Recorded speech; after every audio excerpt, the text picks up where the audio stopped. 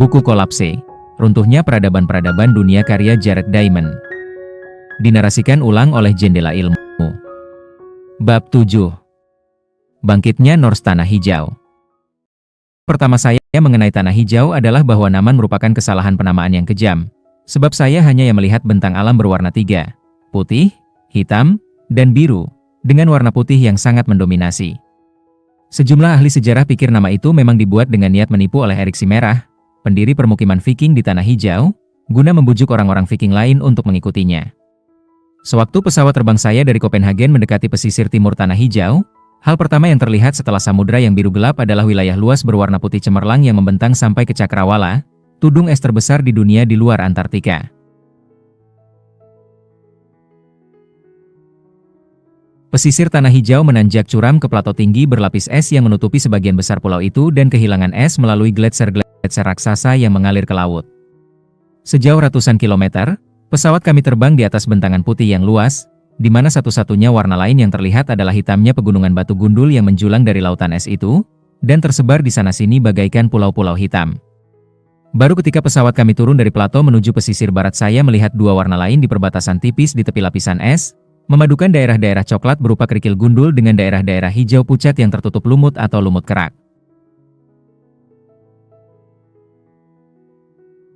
Namun sewaktu saya mendarat di Bandara Utama Tanah Hijau Selatan, Narsarsuaq, dan melintasi fjord bertabur gunung es menuju Brattahlid, situs yang dipilih Erik Simerah untuk mendirikan pertaniannya, saya terkejut mendapati bahwa nama Tanah Hijau mungkin diberikan sesuai apa adanya. Buku Kolapse, Runtuhnya Peradaban-Peradaban Dunia karya Jared Diamond. Dinarasikan ulang oleh Jendela Ilmu. Bab 7. Bangkitnya Norse Tanah Hijau. Kesan pertama saya mengenai Tanah Hijau adalah bahwa Naman merupakan kesalahan penamaan yang kejam. Sebab saya hanya melihat bentang alam berwarna tiga, putih, hitam, dan biru, dengan warna putih yang sangat mendominasi. Sejumlah ahli sejarah pikir nama itu memang dibuat dengan niat menipu oleh Erik Simerah, pendiri permukiman Viking di Tanah Hijau, guna membujuk orang-orang Viking lain untuk mengikutinya. Sewaktu pesawat terbang saya dari Copenhagen mendekati pesisir timur Tanah Hijau, hal pertama yang terlihat setelah samudra yang biru gelap adalah wilayah luas berwarna putih cemerlang yang membentang sampai ke Cakrawala, tudung es terbesar di dunia di luar Antartika. Pesisir Tanah Hijau menanjak curam ke plato tinggi berlapis es yang menutupi sebagian besar pulau itu dan kehilangan es melalui gletser-gletser raksasa yang mengalir ke laut. Sejauh ratusan kilometer, pesawat kami terbang di atas bentangan putih yang luas, di mana satu-satunya warna lain yang terlihat adalah hitamnya pegunungan batu gundul yang menjulang dari lautan es itu, dan tersebar di sana-sini bagaikan pulau-pulau hitam. Baru ketika pesawat kami turun dari plato menuju pesisir barat saya melihat dua warna lain di perbatasan tipis di tepi lapisan es, memadukan daerah-daerah coklat berupa kerikil gundul dengan daerah-daerah hijau pucat yang tertutup lumut atau lumut kerak. Namun, sewaktu saya mendarat di Bandara Utama Tanah Hijau Selatan, Narsarsuaq, dan melintasi fjord bertabur gunung es menuju Brattahlid, situs yang dipilih Erik Simerah untuk mendirikan pertaniannya, saya terkejut mendapati bahwa nama Tanah Hijau mungkin diberikan sesuai apa adanya, bukan bujukan bohong. Kelelahan akibat penerbangan panjang dari Los Angeles ke Copenhagen lalu melanjutkan ke Tanah Hijau, yang melibatkan perpindahan 13 zona waktu, saya bersiap-siap berjalan di antara runtuhan Norse, namun saya jadi lebih ingin tidur, terlalu mengantuk bahkan untuk kembali beberapa ratus meter ke hostel pemuda tempat saya meninggalkan tas. Untungnya, reruntuhan itu terletak di padang lebat dengan rumput lembut setinggi lebih daripada 30 cm, yang tumbuh di tengah lumut tebal dan dihiasi butercup kuning, dandelion kuning, bluebell biru, aster putih, dan dedaluher merah muda yang melimpah. Tidak perlu kasur atau bantal di sini. Saya tertidur lelap di ranjang alami paling lembut dan paling indah yang bisa dibayangkan. Seperti yang diungkapkan ahli arkeologi Norwegia kawan saya, Christian Keller, kehidupan di Tanah Hijau melulu soal menemukan petak sumber daya bermanfaat yang bagus. Sementara 99% pulau itu memang berupa daerah putih atau hitam yang tak bisa dihuni.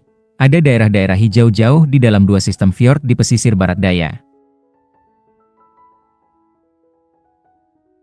Di sana, fjord-fjord panjang dan sempit menembus jauh ke dalam pulau, sedemikian rupa sehingga bagian hulunya jauh dari arus samudra yang dingin, gunung es, cipratan air laut, dan angin yang menghalang-halangi pertumbuhan vegetasi di sepanjang pesisir luar Tanah Hijau. Di sana-sini di sepanjang fjord-fjord yang berlereng paling curam, terdapat petak-petak bermedan lebih datar dengan padang rumput yang cantik, seperti padang tempat saya tidur, dan bagus untuk memelihara ternak.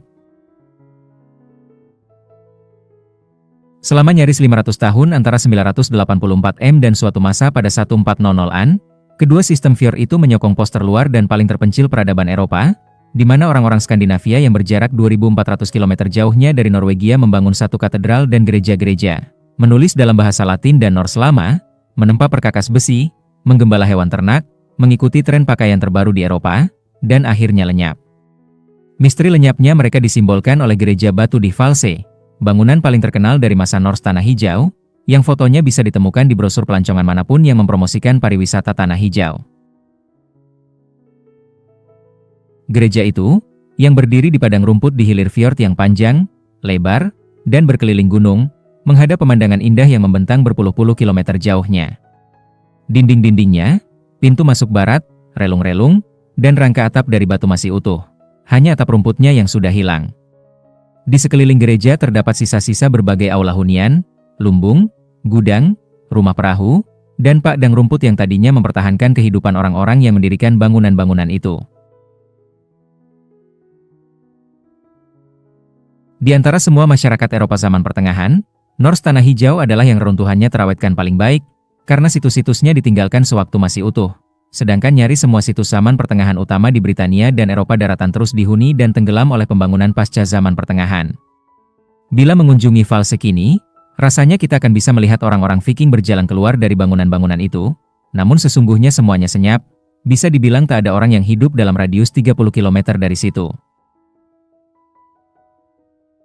Siapapun yang membangun gereja itu cukup tahu cara mendirikan suatu masyarakat Eropa, dan mempertahankannya selama berabad-abad, namun tidak mampu untuk mempertahankannya lebih lama.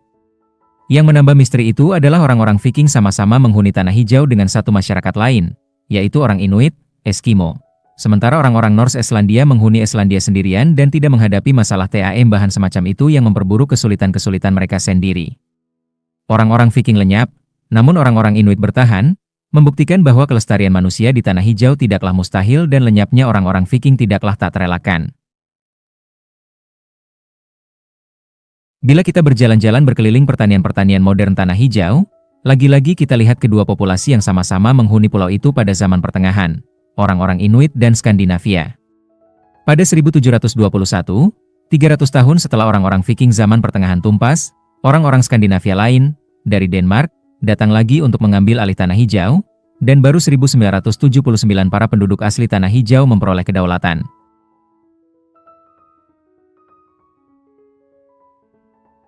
Selama berkunjung ke Tanah Hijau, saya merasa bingung mengamati sekian banyaknya orang-orang Skandinavia bermata biru dan birambet pirang yang bekerja di sana, dan merenungkan bahwa orang-orang seperti merekalah yang membangun gereja False dan reruntuhan lain yang saya pelajari, dan yang mati di sana. Mengapa orang-orang Skandinavia zaman pertengahan itu akhirnya gagal menaklukkan masalah-masalah Tanah Hijau sementara orang-orang Inuit berhasil? Seperti nasib orang-orang Anasazi, nasib orang-orang Norse Tanah Hijau seringkali dicoba dijelaskan dengan berbagai faktor penyebab tunggal, tanpa tercapai kesepakatan mengenai penjelasan mana yang benar. Salah satu teori yang banyak disukai adalah pendinginan iklim, yang disinggung dalam perumusan kelewat sederhana yang kira-kira berbunyi, dalam kata-kata ahli arkeologi Thomas S. 1 MCHE Pronunciation Govern, suhu menjadi terlalu dingin, dan mereka mati. Teori-teori faktor tunggal lain mencakup pemusnahan orang-orang Norse oleh orang-orang Inuit, ditinggalkannya orang-orang Norse oleh orang-orang Eropa daratan, kerusakan lingkungan, dan cara pandang yang terlalu konservatif. Sebenarnya kepunahan Norse Tanah Hijau adalah kasus yang mengandung banyak pelajaran tepat karena kasus tersebut melibatkan peran besar kelima faktor penjelasan yang saya bahas di bagian pengantar buku ini. Kasus ini bernas tidak hanya dalam kenyataan, melainkan juga dalam informasi yang tersedia bagi kita mengenainya, sebab orang-orang Norse meninggalkan catatan tertulis mengenai Tanah Hijau, sementara orang-orang Pulau Paskah dan Anasazi tuna aksara. Dan karena kita memahami masyarakat Eropa zaman pertengahan secara jauh lebih baik daripada masyarakat Polinesia atau Anasazi. Terlepas dari itu, tetap tersisa pertanyaan-pertanyaan besar bahkan dalam keruntuhan praindustri yang terdokumentasi paling kaya ini. CPERTAPA lingkungan tempat koloni-koloni Norse Tanah Hijau muncul, bertahan hidup, dan tumbang? Orang-orang Norse hidup di dua permukiman di pesisir barat Tanah Hijau yang letaknya sedikit di bawah lingkar Arktika, di sekitar garis lintang 61 dan 64 utara. Itu berarti koloni-koloni itu terletak lebih ke selatan daripada sebagian besar Islandia, dan dekat dengan posisi lintang Bergen dan Trondheim di pesisir barat Norwegia. Namun tanah hijau lebih dingin daripada Islandia ataupun Norwegia, sebab Norwegia Men dapat arus teluk hangat yang mengalir dari selatan, sementara pesisir barat tanah hijau mendapatkan arus tanah hijau barat yang dingin dan mengalir turun dari Arktika. Sebagai akibatnya, bahkan di situs-situs bekas permukiman Norse, yang menikmati iklim paling bersahabat di tanah hijau, cuaca bisa dirangkum dalam 4 kata: dingin, berubah-ubah, berangin, dan berkabut. Suhu musim panas rata-rata saat ini di sekitar kedua permukiman itu adalah sekitar 42 derajat Fahrenheit, 56 derajat Celcius, di pesisir luar, 50 derajat F, 10 derajat C, di bagian dalam fjord. Walaupun suhu itu tidak terdengar begitu dingin, ingatlah bahwa itu hanya untuk bulan-bulan terhangat dalam setahun. Sebagai tambahan, angin kuat dan kering kerap bertiup dari tudung es tanah hijau, membawa es hanyut dari utara, menyumbat fjord dengan gunung es meskipun pada musim panas, dan menyebabkan kabut tebal.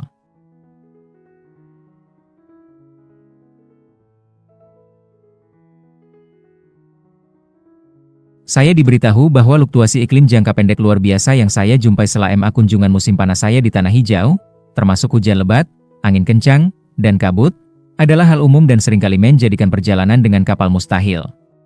Namun kapal adalah alat transportasi utama di tanah hijau, sebab pesisirnya sangat berlekuk-lekuk dengan fjord bercabang-cabang.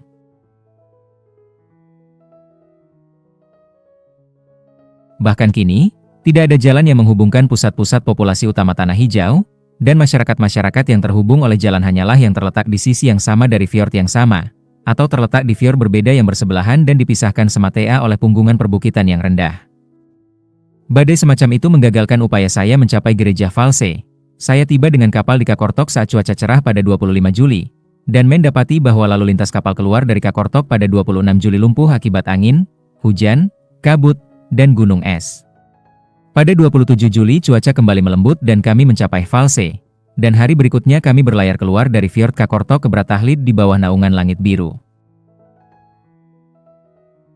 Saya mengalami cuaca tanah hijau yang terbaik di situs permukiman Norse paling selatan pada puncak musim panas. Sebagai orang dari California Selatan yang terbiasa dengan hari-hari cerah yang hangat, saya menjabarkan cuaca yang saya jumpai saat itu sebagai berganti-ganti antara sejuk dan dingin. Saya selalu perlu mengenakan jaket tebal di atas kaos oblong, kaos berlengan panjang, dan baju hangat saya, dan seringkali harus menambahkan pula parka tebal yang saya peroleh dalam perjalanan pertama saya ke Arktika. Suhu tanpa berubah-ubah dengan cepat dan dengan perbedaan yang sangat besar, berulang-ulang dalam setiap jam. Terkadang rasanya pekerjaan utama saya sewaktu berjalan di luar ruang di tanah hijau adalah memasang dan mencopot parka saya guna menyesuaikan dengan perubahan suhu yang kerap terjadi itu. Yang memperumit gambaran yang baru saya berikan tentang iklim rata-rata tanah hijau modern itu, cuaca bisa berubah dari tempat ke tempat berjarak dekat dan dari tahun ke tahun. Perubahan cuaca dalam jarak dekat adalah sebagian sebab mengapa Christian Keller berkata kepada saya mengenai arti penting mencari petak sumber daya yang baik di tanah hijau. Perubahan dari tahun ke tahun mempengaruhi pertumbuhan tahunan rumput di padang yang diandalkan ekonomi Norse, dan juga menentukan jumlah es laut yang lantas berpengaruh kepada perburuan anjing laut plus kemungkinan berlayarnya kapal demi perniagaan, yang dua-duanya penting bagi orang-orang Viking. Perubahan cuaca dalam jarak pendek maupun dari tahun ke tahun berpengaruh sangat besar, sebab kecocokan tanah hijau untuk produksi jerami orang-orang Norse hanya marginal, sehingga berada di tempat yang sedikit lebih buruk atau dalam tahun yang sedikit lebih dingin daripada biasa bisa berarti tidak memiliki cukup jerami untuk memberi makan ternak selama musim dingin. Kalau soal perubahan antar lokasi, salah satu perbedaan penting adalah satu dari dua permukiman Viking terletak 480 km lebih ke utara dari yang satunya. Namun secara membingungkan keduanya disebut permukiman barat dan timur, bukan permukiman utara dan selatan. Nama-nama itu membawa akibat sial berabad-abad kemudian, ketika nama, permukiman timur, menyesatkan orang-orang Eropa yang mencari-cari orang-orang Norse tanah hijau yang telah lama hilang sehingga mereka memburu di tempat yang salah, di pesisir timur tanah hijau, bukan di pesisir barat di mana sebenarnya orang-orang Norse itu dulu tinggal. Suhu musim panas sama hangatnya di permukiman barat yang terletak lebih ke udara dengan di permukiman timur. Tapi masa tumbuh tanaman pada musim panas lebih pendek di permukiman barat, hanya 5 bulan dengan suhu rata-rata di atas titik beku, dibandingkan dengan 7 bulan di permukiman timur, karena semakin ke utara, semakin sedikit hari cerah dan bersuhu hangat di musim panas. Satu lagi perubahan cuaca antar tempat adalah bahwa di mulut-mulut fjord di pesisir timur, cuaca lebih dingin, basah dan berkabut, karena terpapar langsung arus tanah hijau barat yang dingin, daripada di sebelah dalam fjord yang terlindungi, jauh dari laut. Satu lagi perubahan antar tempat adalah bahwa dalam kunjungan-kunjungan saya ke tanah hijau, tak luput dari perhatian saya bahwa di beberapa fjord ada gletser yang mengalir ke dalamnya, sementara yang lainnya tidak. Fjord-fjord dengan gletser itu terus-menerus menerima gunung es yang berasal dari daerah setempat, sementara yang tidak memiliki gletser hanya menerima gunung es yang kebetulan mengambang dari samudra. Misalnya, pada bulan Juli saya mendapati Fjord Igaliku, lokasi katedral Viking tanah hijau, terbebas dari gunung es, sebab tidak ada gletser yang mengalir ke dalamnya. Di Fjord Eirik, lokasi Brattahlid, ada gunung es tersebar-sebar, sebab tidak ada gletser yang memasuki fjord itu. Sementara fjord tepat di sebelah utara Brattahlid, Fjord Sermilik, memiliki banyak gletser besar dan tersumbat padat oleh es. Perbedaan-perbedaan itu, dan variasi bentuk dan ukuran yang sangat besar di antara gunung-gunung es itu, adalah salah satu alasan mengapa bagi saya tanah hijau adalah bentang alam yang senantiasa menarik, terlepas dari sedikitnya warna yang ada. Sewaktu Christian Keller meneliti situs arkeologi terisolasi di Fjord Eirik, dia biasa berjalan melintasi bukit untuk mengunjungi sejumlah ahli arkeologi Swedia yang sedang menggali satu situs di Fjord Sermilik. Tempat camp para ahli arkeologi Swedia jauh lebih dingin daripada tempat camp Christian. Dan tentunya pertanian Viking yang dipilih orang-orang Swedia Malang itu untuk dipelajari lebih miskin daripada pertanian yang sedang dipelajari Christian. Karena situs orang-orang Swedia itu lebih dingin dan menghasilkan lebih sedikit jerami. Perubahan cuaca dari tahun ke tahun digambarkan oleh pengalaman belum lama ini berupa panen jerami di peternakan-peternakan domba yang kembali beroperasi di tanah hijau sejak 1920-an.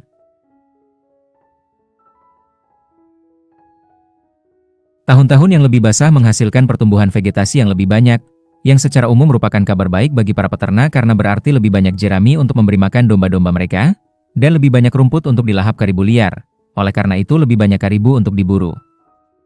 Tapi, bila terlalu banyak hujan turun selama musim panen jerami di bulan Agustus dan September, panen jerami menurun karena jerami sulit kering.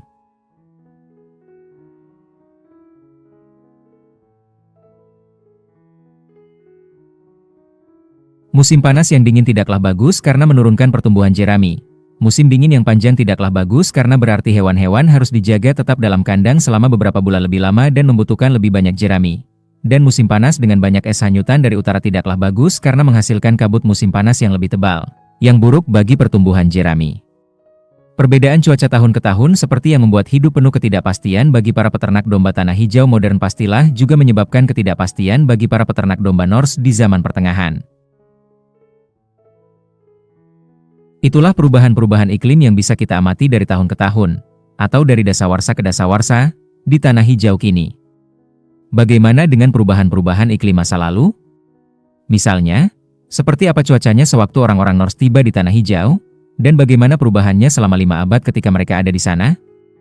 Bagaimana kita bisa mempelajari iklim masa lalu di tanah hijau? Kita punya 3 sumber utama informasi, catatan tertulis, serbuk sari, dan inti es. Pertama-tama, karena orang-orang Norse tanah hijau melek aksara dan dikunjungi oleh orang-orang Islandia dan Norwegia yang juga melek aksara, pasti menyenangkan bagi kita yang kini berminat pada nasib orang-orang Viking tanah hijau seandainya mereka telah repot-repot meninggalkan catatan tentang cuaca Greenland saat itu. Sayangnya bagi kita, mereka tidak melakukannya. Tapi untuk Islandia, kita punya banyak catatan cuaca dari tahun yang berbeda-beda, termasuk yang menyinggung soal cuaca dingin, curah hujan, dan es laut, dari komentar-komentar tak disengaja dalam berbagai buku harian, surat, ikhtisar tahunan, dan laporan. Informasi mengenai iklim di Islandia itu ada manfaatnya guna memahami iklim di tanah hijau, karena dasawarsa yang dingin di Islandia cenderung dingin juga di tanah hijau, walaupun tidak tepat sama. Kita punya dasar lebih kukuh untuk memahami arti penting komentar-komentar mengenai es laut di sekeliling Islandia, sebab es itulah yang mempersulit pelayaran ke tanah hijau dari Islandia atau Norwegia. Sumber informasi kedua kita mengenai iklim masa lalu tanah hijau terdiri atas sampel serbuk sari dari inti-inti endapan yang dibor dari berbagai danau dan rawa gambut tanah hijau oleh ahli palinologi, para ilmuwan yang mempelajari serbuk sari dan yang wawasannya mengenai sejarah vegetasi Pulau Paskah dan wilayah Maya yang telah kita jumpai. Bab 2 dan 5. Mungkin bagi kita mengebor ke dalam lumpur dasar danau atau rawa gambut tidaklah menarik, namun itu sungguh surga bagi ahli palinologi, sebab lapisan-lapisan lumpur yang lebih dalam terendapkan lebih dahulu pada masa lalu. Perhitungan usia radiokarbon terhadap materi-materi organik dalam sampel lumpur menentukan kapan lapisan lumpur tersebut terendapkan. Serbuk sari dari spesies tumbuhan yang berbeda-beda terlihat berbeda di bawah mikroskop, sehingga serbuk sari dalam sampel lumpur kita, ahli palinologi, memberitahu kita tumbuhan apa yang bertumbuh dekat danau atau rawa gambut kita dan melepaskan serbuk sari yang jatuh ke dalamnya tahun itu. Seiring semakin dinginnya iklim masa lalu di tanah hijau, para ahli palinologi menemukan serbuk sari berganti dari pohon-pohon yang membutuhkan suhu hangat menjadi rumput yang tahan dingin. Namun pergeseran serbuk sari yang sama juga bisa berarti bahwa orang-orang Norse menebangi pepohonan, dan para ahli palinologi telah menemukan cara-cara lain untuk membedakan antara kedua tafsir atas penurunan serbuk sari pohon itu. Terakhir, sejauh ini informasi paling rinci yang kita peroleh mengenai iklim tanah hijau di masa lalu berasal dari inti es. Dalam iklim tanah hijau yang dingin dan berselang-seling basah, pepohonan berukuran kecil, hanya tumbuh lokal, dan kayunya rusak dengan cepat. Sehingga di tanah hijau kita tidak punya batang kayu dengan cincin pohon yang terawetkan dengan baik seperti yang memungkinkan para ahli arkeologi merekonstruksi perubahan iklim tahun ke tahun di gurun-gurun as barat daya yang kering dan dihuni oleh orang-orang Anasazi. Namun para ahli arkeologi tanah hijau memiliki keuntungan berupa mampu mempelajari cincin es, atau, tepatnya, lapisan es. Salju yang turun setiap tahun di tudung es tanah hijau tertekan oleh bobot salju yang turun tahun-tahun berikutnya sehingga menjadi es. Oksigen dalam air yang membentuk salju atau es terdiri atas 3 isotop berbeda, yaitu 3 macam atom oksigen yang berbeda nomor atomnya karena memiliki perbedaan jumlah neutron tak bermuatan yang berbeda dalam inti oksigennya. Bentuk alami oksigen yang sangat mendominasi, 99,8% dari total, adalah isotop oksigen 16, yang berarti oksigen dengan massa atom 16, namun juga ada persentase kecil, 0,2%, oksigen 18, dan persentase yang lebih kecil lagi dari isotop oksigen 17. Ketiga isotop itu stabil, tidak radioaktif, namun masih bisa dibedakan dengan alat yang disebut spektrometer massa. Semakin hangat suhu saat salju terbentuk, semakin besar persentase oksigen 18 dalam oksigen salju. Oleh karena itu salju musim panas setiap tahun mengandung persentase oksigen 18 yang lebih tinggi daripada salju musim dingin tahun yang sama. Untuk alasan yang sama, oksigen 18 salju dalam bulan apapun pada tahun yang hangat lebih tinggi daripada bulan yang sama pada tahun yang dingin. Oleh karena itu, sewaktu kita mengebor menembus tudung es tanah hijau, sesuatu yang telah dilakukan para ilmuwan pengebor tudung es tanah hijau sampai kedalaman nyaris 3 km, dan mengukur persentase oksigen 18 sebagai fungsi kedalaman, kita akan mendapati persentase oksigen 18 naik dan turun seiring kita mengebor melalui es musim panas 1 tahun ke es musim dingin tahun sebelumnya dan kemudian ke es musim panas tahun sebelumnya, akibat perubahan-perubahan musiman suhu yang bisa diperkirakan. Kita juga akan mendapati nilai oksigen 18 yang berbeda di antara musim panas tahun-tahun yang berbeda, ataupun musim dingin tahun-tahun yang berbeda, akibat fluktuasi suhu yang dapat diperkirakan dari tahun ke tahun. Oleh karena itu, inti es tanah hijau memberikan informasi yang serupa dengan apa yang disimpulkan oleh para ahli arkeologi yang mempelajari Anasazi dari cincin pohon. Inti es memberitahukan suhu musim panas setiap tahun dan suhu musim dingin setiap tahun, dan sebagai bonus, ketebalan lapisan es antara 2 musim panas yang berturutan, atau 2 musim dingin yang berturutan, memberitahu kita jumlah curah hujan yang turun selama tahun itu. Ada satu lagi ciri cuaca yang bisa kita pelajari dari inti es, namun tidak dari cincin pohon, yaitu kadar badai. Angin badai membawa cipratan air laut dari samudera di sekeliling tanah hijau, dapat meniupnya jauh ke dalam daratan melintasi tudung es, dan menjatuhkan sebagian cipratan air laut itu dalam kondisi beku sebagai salju di sana, termasuk juga ion-ion natrium dalam air laut. Ke atas tudung es, angin badai juga mengembuskan debu atmosfer, yang berasal dari daerah-daerah berdebu dan kering yang jauh sekali di berbagai benua, dan debu itu banyak mengandung ion kalsium. Salju yang terbentuk dari air murni tidak mengandung kedua ion itu. Bila kita menemukan kadar tinggi natrium dan kalsium dalam sebuah lapisan es di tudung es, itu bisa berarti bahwa tahun itu sungguh berbadai. Singkatnya, kita bisa merekonstruksi iklim tanah hijau di masa lalu dari catatan Islandia, serbuk sari, dan inti es, dan yang disebutkan terakhir itu memungkinkan kita merekonstruksi iklim dari tahun ke tahun. Apa yang telah kita pelajari dari sumber-sumber tersebut? Seperti yang diduga, Kita temukan bahwa iklim menghangat di penghujung zaman es terakhir sekitar 14.000 tahun lalu. Fjord-fjord tanah hijau menjadi sekadar sejuk, bukan dingin menggigit, dan di sana tumbuhlah hutan berpohon pendek. Namun iklim tanah hijau tidaklah begitu-begitu saja selama 14.000 tahun terakhir. Iklim di sana sempat mendingin selama beberapa periode, kemudian kembali menjadi lebih mendingan. Fluktuasi iklim semacam itu berarti penting bagi dimukiminya tanah hijau oleh penduduk asli Amerika sebelum orang-orang Norse. Meskipun di Arktika hanya ada beberapa spesies buruan, terutama rusa kutub, anjing laut, paus, dan ikan. Spesies yang hanya sedikit itu seringkali melimpah jumlahnya. Namun bila spesies buruan yang biasa punah atau berpindah, seringkali tidak ada buruan lain bagi para pemburu untuk diandalkan, seperti yang bisa mereka lakukan di daerah-daerah berlintang lebih rendah di mana keanekaragaman spesies sangat tinggi.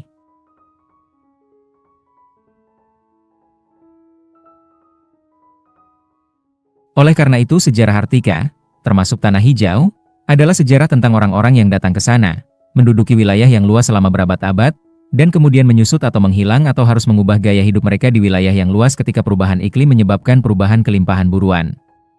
Akibat perubahan iklim semacam itu bagi kaum pemburu setempat telah teramati secara langsung di tanah hijau selama abad ke-20.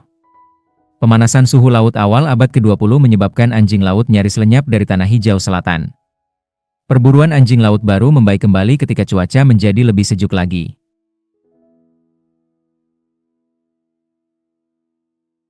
Kemudian, ketika cuaca menjadi sangat dingin antara 1959 dan 1974, populasi spesies-spesies anjing laut pemigrasi menyusut tajam akibat banyaknya es laut yang terbentuk, dan total tangkapan di laut oleh para pemburu anjing laut tanah hijau setempat menurun.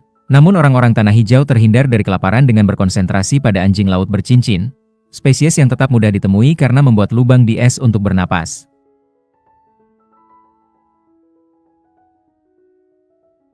Fluktuasi iklim serupa dengan perubahan-perubahan kelimpahan buruan sebagai akibatnya mungkin bersumbangsi terhadap mulai dihuninya tanah hijau untuk pertama kali oleh penduduk asli Amerika pada sekitar 2500 SM, menyusut atau hilangnya mereka pada sekitar 1500 SM, kembalinya mereka sesudahnya, penyusutan mereka lagi. Dan kemudian ditinggalkannya tanah hijau selatan sepenuhnya beberapa lama sebelum orang-orang Norse tiba pada sekitar 980 M. Oleh karena itu pada awalnya para pemukim Norse tidak menjumpai penduduk asli Amerika seorang pun, walaupun mereka memang menemukan reruntuhan yang ditinggalkan populasi-populasi sebelum mereka. Sayangnya bagi orang-orang Norse, iklim hangat saat mereka tiba memungkinkan pula orang-orang Inuit, alias Eskimo, untuk menyebar cepat ke arah timur dari Selat Bering melintasi Arktika Kanada, sebab es yang tadinya menutup secara permanen selat-selat di antara pulau-pulau Kanada Utara selama abad-abad yang dingin, mulai mencair pada musim panas itu, memungkinkan paus kepala busur, sumber utama penghidupan orang-orang Inuit, menembus perairan Arktika Kanada. Perubahan iklim itu memungkinkan orang-orang Inuit memasuki tanah hijau barat laut dari Kanada pada sekitar 1200 M, dengan akibat-akibat besar bagi orang-orang Norse. Antara 800 dan 1300 M, Inti-S memberitahu kita bahwa iklim di tanah hijau relatif lembut, serupa dengan iklim tanah hijau sekarang atau bahkan sedikit lebih hangat. Abad-abad beriklim lembut itu diistilahkan periode pertengahan hangat. Dengan demikian, orang-orang Norse mencapai tanah hijau pada periode yang bagus untuk menumbuhkan jerami dan menggembalakan ternak. Bagus menurut standar iklim rata-rata tanah hijau selama 14.000 tahun terakhir. Tapi, pada sekitar 1300, iklim di Atlantik Utara mulai menjadi lebih sejuk dan semakin bervariasi dari tahun ke tahun, dan dimulailah periode dingin yang disebut zaman es kecil, yang berlangsung sampai 1800-an.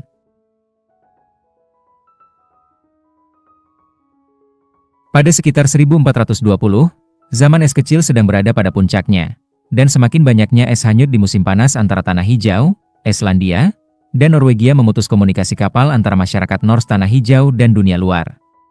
Kondisi dingin itu bisa ditoleransi atau bahkan menguntungkan bagi orang-orang Inuit, yang bisa memburu anjing laut bercincin, namun buruk bagi orang-orang Norse, yang bergantung pada bertanam jerami.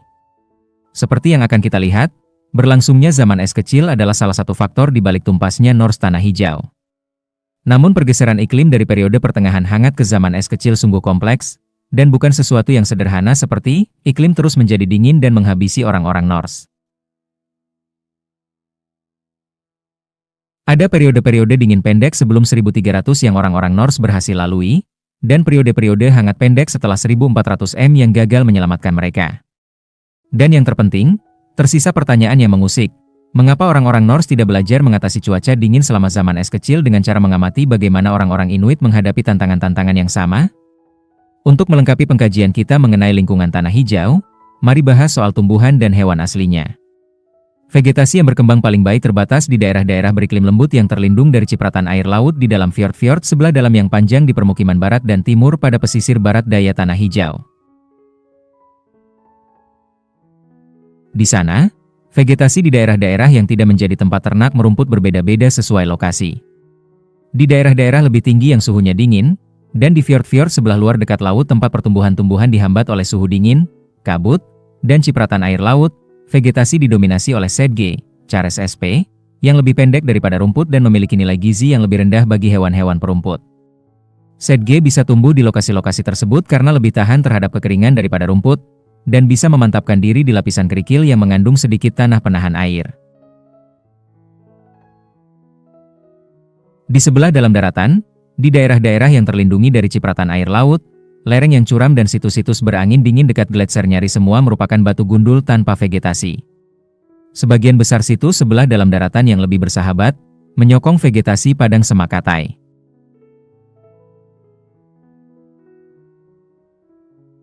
Situs-situs terbaik di sebelah dalam daratan, yaitu yang tidak terletak di tempat tinggi, dengan tanah yang baik, terlindungi dari angin, memperoleh cukup air, dan menghadap selatan sehingga menerima banyak sinar matahari.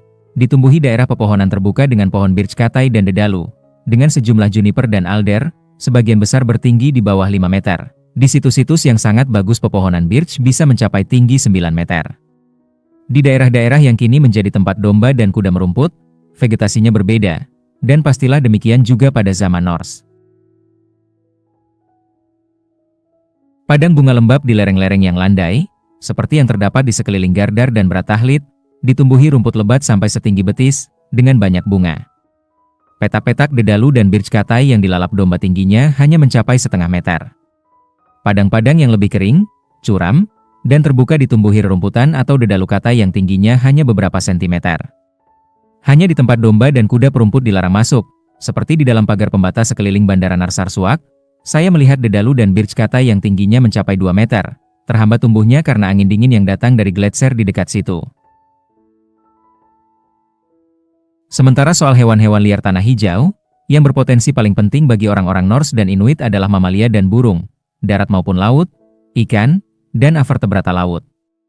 Satu-satunya herbivora darat besar asli tanah hijau di wilayah yang tadinya dihuni orang-orang Norse, alias tidak mempertimbangkan lembu kesturi yang hidup jauh di utara, adalah karibu, yang orang-orang Lap dan suku-suku asli benua Eurasia domestikasi sebagai reindeer, rusa kutub, namun tak pernah didomestikasi orang-orang Norse dan Inuit. Beruang kutub dan serigala di tanah hijau tampaknya terbatas di daerah-daerah yang terletak ke sebelah utara permukiman-permukiman Norse.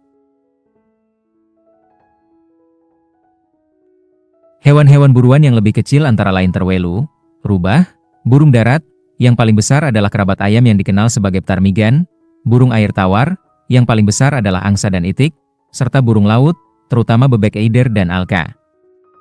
Mamalia laut terpenting adalah 6 spesies anjing laut, yang berbeda gunanya bagi orang-orang Norse dan Inuit, terkait dengan perbedaan persebaran dan perilaku mereka yang akan saya jelaskan di bawah. Di antara ke-6 spesies ini, yang paling besar adalah walrus. Berbagai spesies paus ditemukan di sepanjang pesisir, yang orang-orang Inuit sukses buru namun orang-orang Norse tidak. Ikan berlimpah di sungai, danau, dan lautan, sementara udang dan kerang-kerangan merupakan avertebrata laut paling berharga yang bisa dimakan. Menurut berbagai saga dan sejarah zaman pertengahan, sekitar tahun 980 seorang Norwegia pemberang bernama Erik si Merah dihukum karena membunuh dan dipaksa angkat kaki ke Islandia, di mana dia lantas membunuh beberapa orang lagi, dan diusir ke bagian Islandia lain. Di sana, dia lagi-lagi terlibat perselisihan dan membunuh beberapa orang lagi, dan dia pun diasingkan sepenuhnya dari Islandia selama 3 tahun, dimulai pada sekitar 982.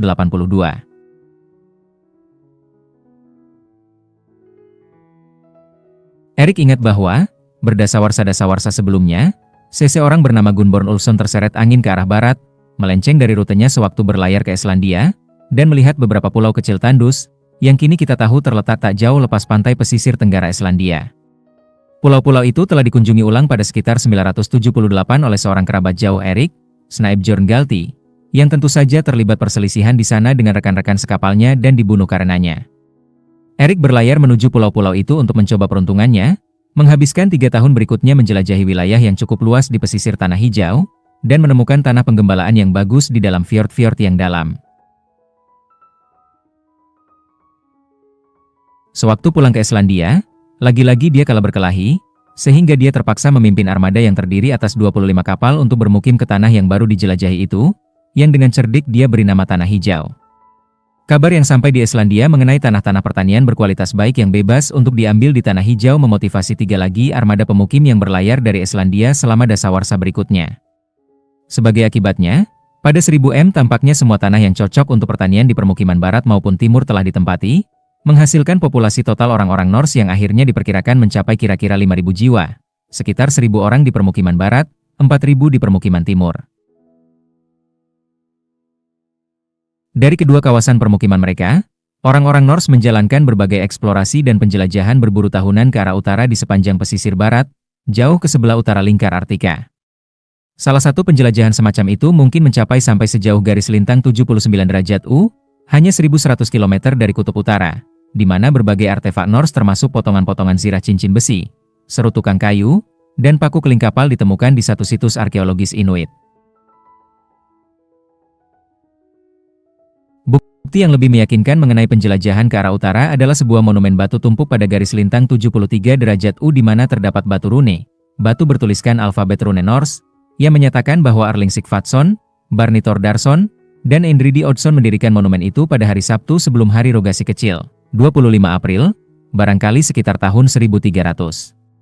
Kelangsungan hidup orang-orang Norse didasarkan pada perpaduan pastoralisme, memelihara ternak domestik, dan berburu hewan liar demi memperoleh daging. Setelah Erik si Merah membawa ternak dari Islandia, orang-orang Norse Tanah Hijau terus mengembangkan ketergantungan kepada makanan tambahan hasil tangkapan liar, sampai ke tingkat yang jauh lebih besar daripada di Norwegia dan Islandia, yang memiliki iklim lebih lembut yang memungkinkan manusia memperoleh sebagian besar kebutuhan makanannya dari pastoralisme dan, di Norwegia, berkebun saja. Para pemukim Tanah Hijau memulai hidup mereka di sana dengan tekad yang didasarkan pada ternak yang dipelihara oleh datu-datu Norwegia yang makmur, sapi dan babi dalam jumlah banyak, domba yang lebih sedikit, dan kambing yang lebih sedikit lagi, ditambah beberapa kuda, bebek, dan itik. Seperti yang diperkirakan dari jumlah tulang hewan yang diidentifikasi di tumpukan-tumpukan sampah Tanah Hijau yang usianya telah dihitung dengan radiokarbon dan berasal dari abad-abad berbeda selama orang-orang Norse berdiam di sana, dengan cepat ditemukan bahwa campuran ideal itu tidaklah cocok dengan kondisi-kondisi Tanah Hijau yang lebih dingin. Bebek dan itik peliharaan dengan segera disingkirkan, barangkali bahkan dalam perjalanan ke Tanah Hijau, tidak ada bukti arkeologis hewan-hewan itu pernah dipelihara di pulau tersebut. Walaupun babi menemukan kacang-kacangan dalam jumlah melimpah untuk dimakan di hutan-hutan Norwegia, dan walaupun orang-orang Viking menghargai daging babi melebihi semua jenis daging lain, babi terbukti sangat merusak dan tidak menguntungkan di Tanah Hijau yang hanya berpohon sedikit, di mana mereka mencerabut vegetasi yang rapuh dan tanah. Dalam waktu singkat, jumlah mereka berkurang atau dimusnahkan sepenuhnya. Temuan-temuan arkeologis berupa pelana dan kereta luncur menunjukkan bahwa kuda dipelihara sebagai hewan penyumbang tenaga. Namun ada larangan agama Kristen untuk memakan mereka, sehingga tulang belulang mereka jarang berakhir di tempat sampah. Sapi membutuhkan jauh lebih banyak upaya daripada domba atau kambing untuk dibesarkan di iklim Tanah Hijau, sebab sapi hanya bisa menemukan rumput di padang selama 3 bulan pertama musim panas yang bebas salju. Selama sisa tahun, sapi harus dikandangkan di dalam dan diberi makan jerami serta pakan lain yang dikumpulkan sebagai tugas utama para petani Tanah Hijau selama musim panas. Mungkin akan lebih baik bagi orang-orang Tanah Hijau untuk mengenyahkan sapi-sapi mereka yang menguras tenaga, dan yang jumlahnya memang berkurang seiring berlalunya abad demi abad. Namun sapi terlalu tinggi nilainya sebagai simbol status sehingga tidak bisa dilenyapkan sepenuhnya. Maka yang menjadi hewan utama penghasil makanan di Tanah Hijau adalah ras-ras domba dan kambing tangguh, yang teradaptasi jauh lebih baik terhadap iklim dingin daripada sapi. Kambing dan domba memiliki keunggulan tambahan yaitu, tak seperti sapi, mereka bisa menggali ke bawah salju guna menemukan rumput untuk diri sendiri saat musim dingin. Di Tanah Hijau sekarang, domba bisa dibiarkan di luar kandang selama 9 bulan per tahun, 3 kali lipat lebih lama daripada sapi, dan harus dimasukkan ke kandang dan diberi pakan hanya selama 3 bulan ketika lapisan salju teramat tebal. Jumlah domba plus kambing pada awalnya nyaris sama dengan jumlah sapi di situs-situs tanah hijau awal, dan lama-kelamaan meningkat sampai mencapai 8 domba atau kambing untuk setiap sapi. Sementara antara domba dan kambing, orang-orang Islandia tadinya memelihara 6 atau lebih domba untuk setiap seekor kambing, dan begitu pula perbandingannya di pertanian-pertanian terbaik tanah hijau selama tahun-tahun awal permukiman. Namun jumlah relatifnya berubah-ubah seiring waktu, sampai jumlah kambing menyaingi jumlah domba. Itu karena, tak seperti domba, kambing bisa mencerna ranting, semak, dan pepohonan kata yang keras, yang mendominasi padang penggembalaan tanah hijau yang tandus. Dengan demikian, walaupun orang-orang Norse tiba di tanah hijau dengan pilihan yang lebih condong kepada sapi dibandingkan domba dibandingkan kambing, kecocokan hewan-hewan itu dalam kondisi-kondisi tanah hijau justru terbalik urutannya. Kebanyakan pertanian, terutama yang terletak di permukiman barat yang lebih ke utara dan karenanya lebih marginal, harus puas pada akhirnya dengan lebih banyak kambing yang tak disukai dan lebih sedikit sapi yang dihargai tinggi. Hanya pertanian-pertanian paling produktif di permukiman timur yang berhasil menuruti kesukaan mereka terhadap sapi dan ketidaksukaan mereka terhadap kambing. Reruntuhan lumbung-lumbung di mana orang-orang Norse tanah hijau mengurung sapi-sapi mereka selama 9 bulan per tahun masih bisa dilihat. Lumbung-lumbung itu terdiri atas bangunan-bangunan sempit panjang dengan dinding batu dan atap rumput yang tebalnya beberapa meter agar bagian dalam kandang itu tetap hangat di musim dingin, karena sapi tidak tahan dingin seperti ras-ras domba dan kambing tanah hijau. Setiap sapi dikurung dalam kandang persegi tersendiri, yang dipisahkan dari kandang-kandang di sebelahnya oleh lempengan batu pemisah yang masih tegak dalam banyak reruntuhan lumbung.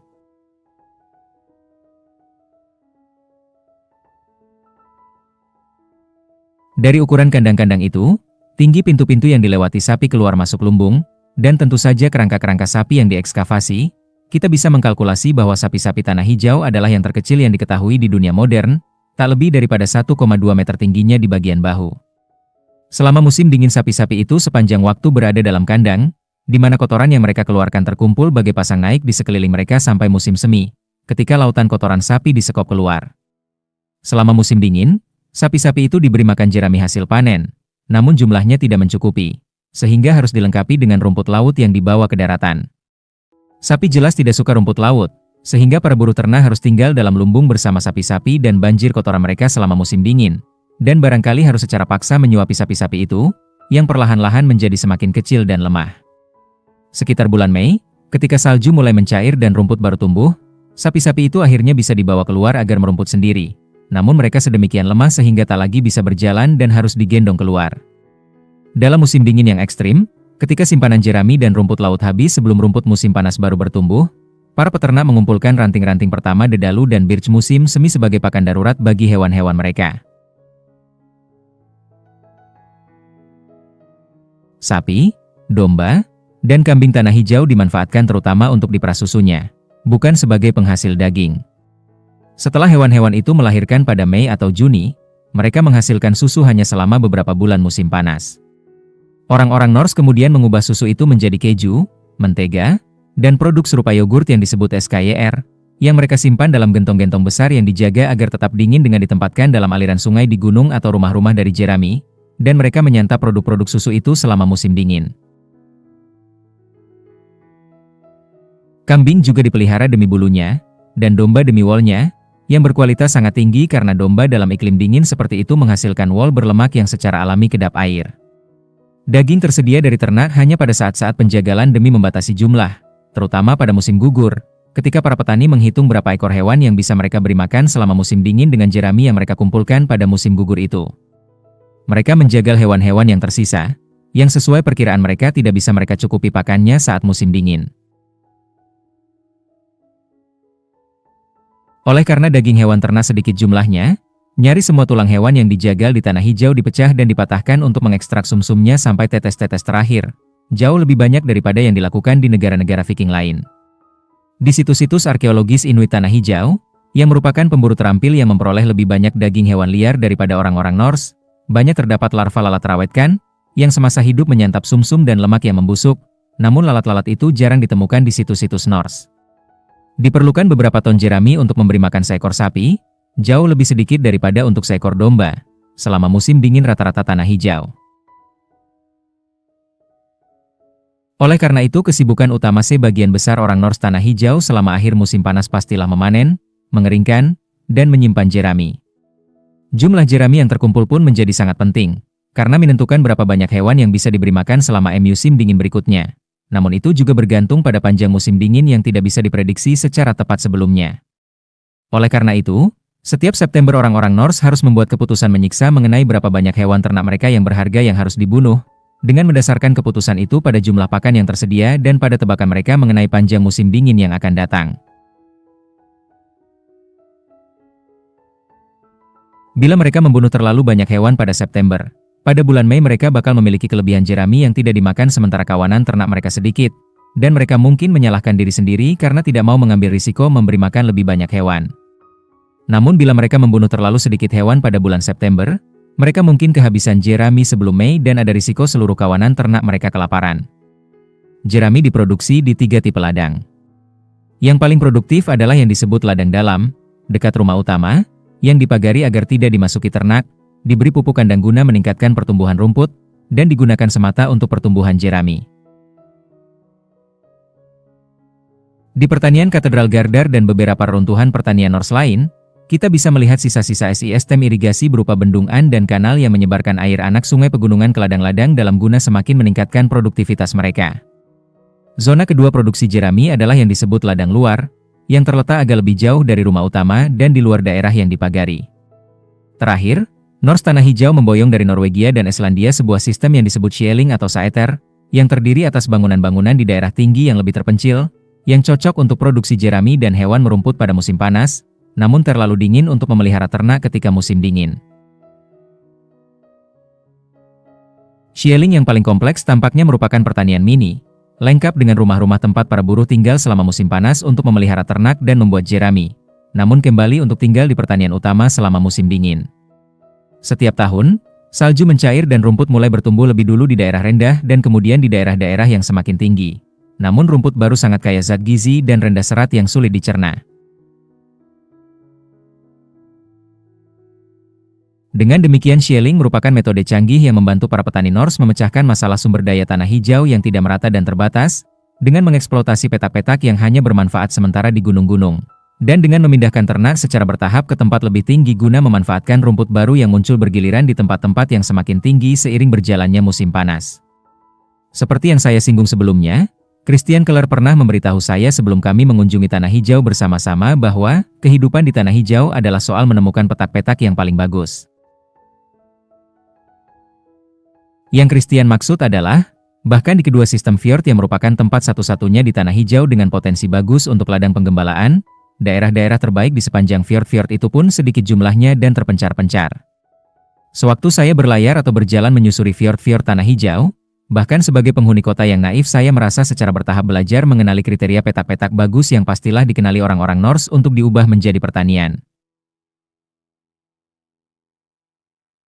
Meskipun para pemukim sungguhan di tanah hijau dari Islandia dan Norwegia memiliki keunggulan sangat besar dibandingkan saya sebagai petani-petani berpengalaman, saya memiliki keunggulan berupa kemampuan merenungi yang sudah lewat. Saya tahu, sementara mereka tidak tahu, di petak-petak mana pertanian-pertanian Norse benar-benar dicoba atau terbukti payah atau lantas ditinggalkan. Butuh waktu bertahun-tahun atau bahkan bergenerasi-generasi bagi orang-orang Norse sendiri untuk memilah-milah petak-petak yang terlihat bagus namun menipu dan akhirnya terbukti tidak cocok untuk pertanian. Kriteria J.R. Diamond si penghuni kota bagi situs pertanian Norse zaman pertengahan yang bagus adalah sebagai berikut. Situs itu haruslah memiliki wilayah luas berupa dataran rendah yang datar atau landai, pada ketinggian kurang daripada 200 meter di atas permukaan laut, untuk dikembangkan sebagai ladang dalam yang produktif. Sebab dataran rendah memiliki iklim terhangat dan musim tumbuh bebas salju paling lama, dan karena pertumbuhan rumput lebih buruk di lereng yang lebih curam. Di antara pertanian-pertanian Norse tanah hijau, pertanian Katedral Gardar menonjol karena memiliki dataran rendah datar yang luas, diikuti oleh sebagian pertanian Vatnajökull. Yang melengkapi persyaratan ladang dalam luas di dataran rendah ini adalah ladang luar yang luas di ketinggian sedang, sampai 400 meter di atas permukaan laut, untuk produksi jerami tambahan. Perhitungan menunjukkan bahwa daerah dataran rendah saja di sebagian besar pertanian Norse tidak akan menghasilkan cukup jerami untuk mencukupi kebutuhan pakan ternak pertanian tersebut, yang diperkirakan dengan menghitung jumlah kandang atau mengukur luas reruntuhan lumbung. Pertanian eriksi merah di Brattahlid menonjol karena luasnya daerah tinggi yang bisa dimanfaatkan. Di belahan bumi utara, lereng-lereng yang menghadap selatan menerima paling banyak sinar matahari. Itu penting, karena di sana salju musim dingin akan mencair lebih dulu di musim semi. Musim tumbuh untuk produksi jerami akan berlangsung beberapa bulan lebih lama, dan lama siang hari pun lebih panjang. Semua pertanian Norse tanah hijau terbaik, Gardar, Bratahlit, Valse, dan Sandnes, memiliki bagian terbuka yang menghadap ke selatan. Pasokan air yang baik dari sungai itu penting untuk mengairi ladang-ladang penggembalaan dengan aliran sungai alami atau sistem irigasi, guna meningkatkan produksi jerami.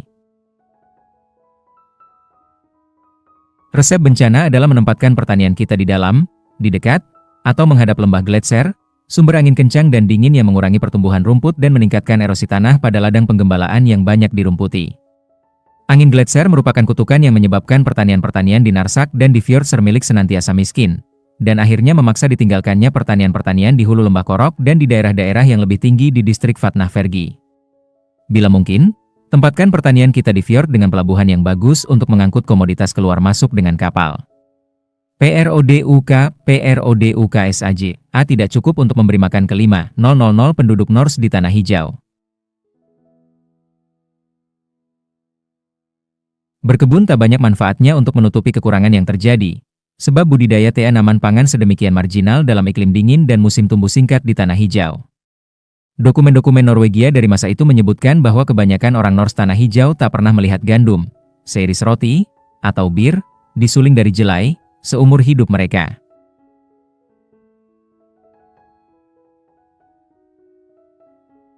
Kini, ketika iklim tanah hijau serupa dengan iklim ketika orang-orang Norse tiba, saya melihat di bekas situs pertanian Norse terbaik di Gardar ada 2 kebun kecil di mana penduduk tanah hijau modern menumbuhkan beberapa tanaman pangan yang tahan dingin, kubis, bit, rhubarb, dan selada, yang tumbuh di Norwegia zaman pertengahan, plus kentang, yang baru tiba di Eropa setelah musnahnya koloni Norse tanah hijau.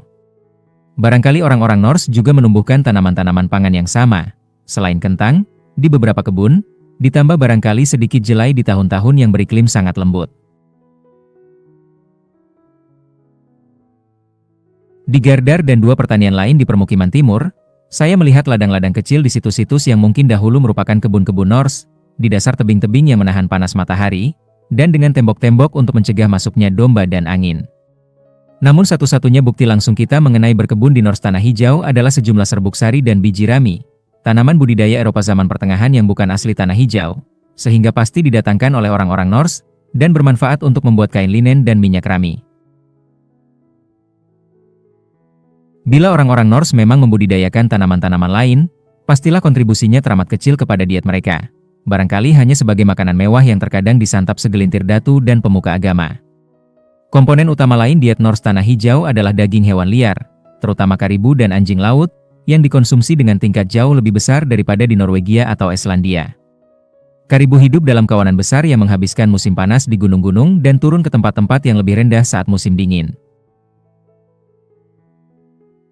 Gigi geligi karibu yang ditemukan di tumpukan sampah Norse menunjukkan bahwa hewan-hewan itu diburu saat musim gugur, barangkali dengan busur dan anak panah dalam kelompok-kelompok bersama, dibantu anjing. Di tumpukan sampah juga terdapat tulang belulang elhound besar.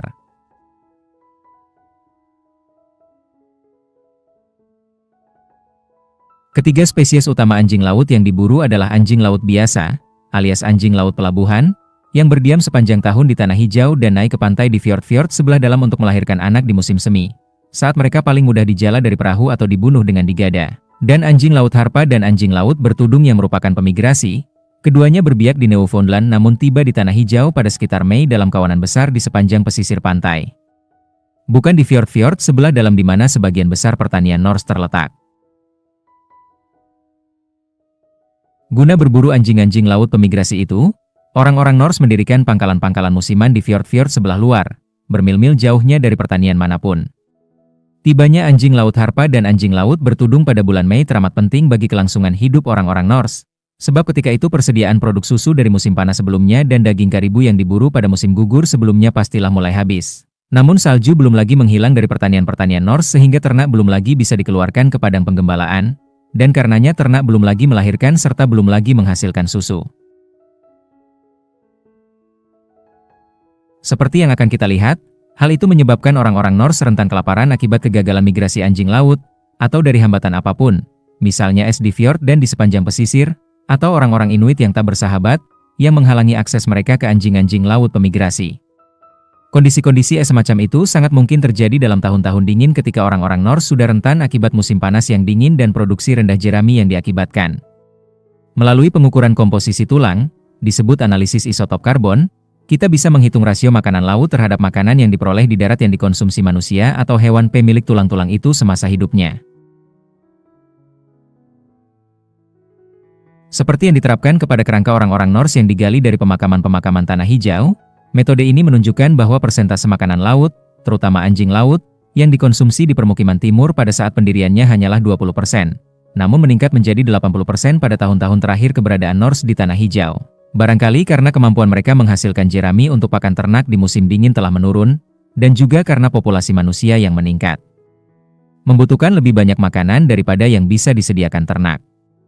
Konsumsi makanan laut selalu lebih tinggi di permukiman barat daripada di permukiman timur, karena produksi jerami lebih rendah di permukiman barat yang terletak lebih ke utara. Konsumsi anjing laut oleh populasi Norse mungkin lebih tinggi daripada yang ditunjukkan oleh pengukuran, karena para ahli arkeologi lebih memilih mengekskavasi pertanian-pertanian besar yang kaya daripada pertanian-pertanian kecil yang miskin. Namun hasil penelitian tulang yang tersedia menunjukkan bahwa para penghuni pertanian-pertanian kecil yang miskin dan memiliki seekor sapi saja, mengonsumsi lebih banyak daging anjing laut daripada para petani kaya.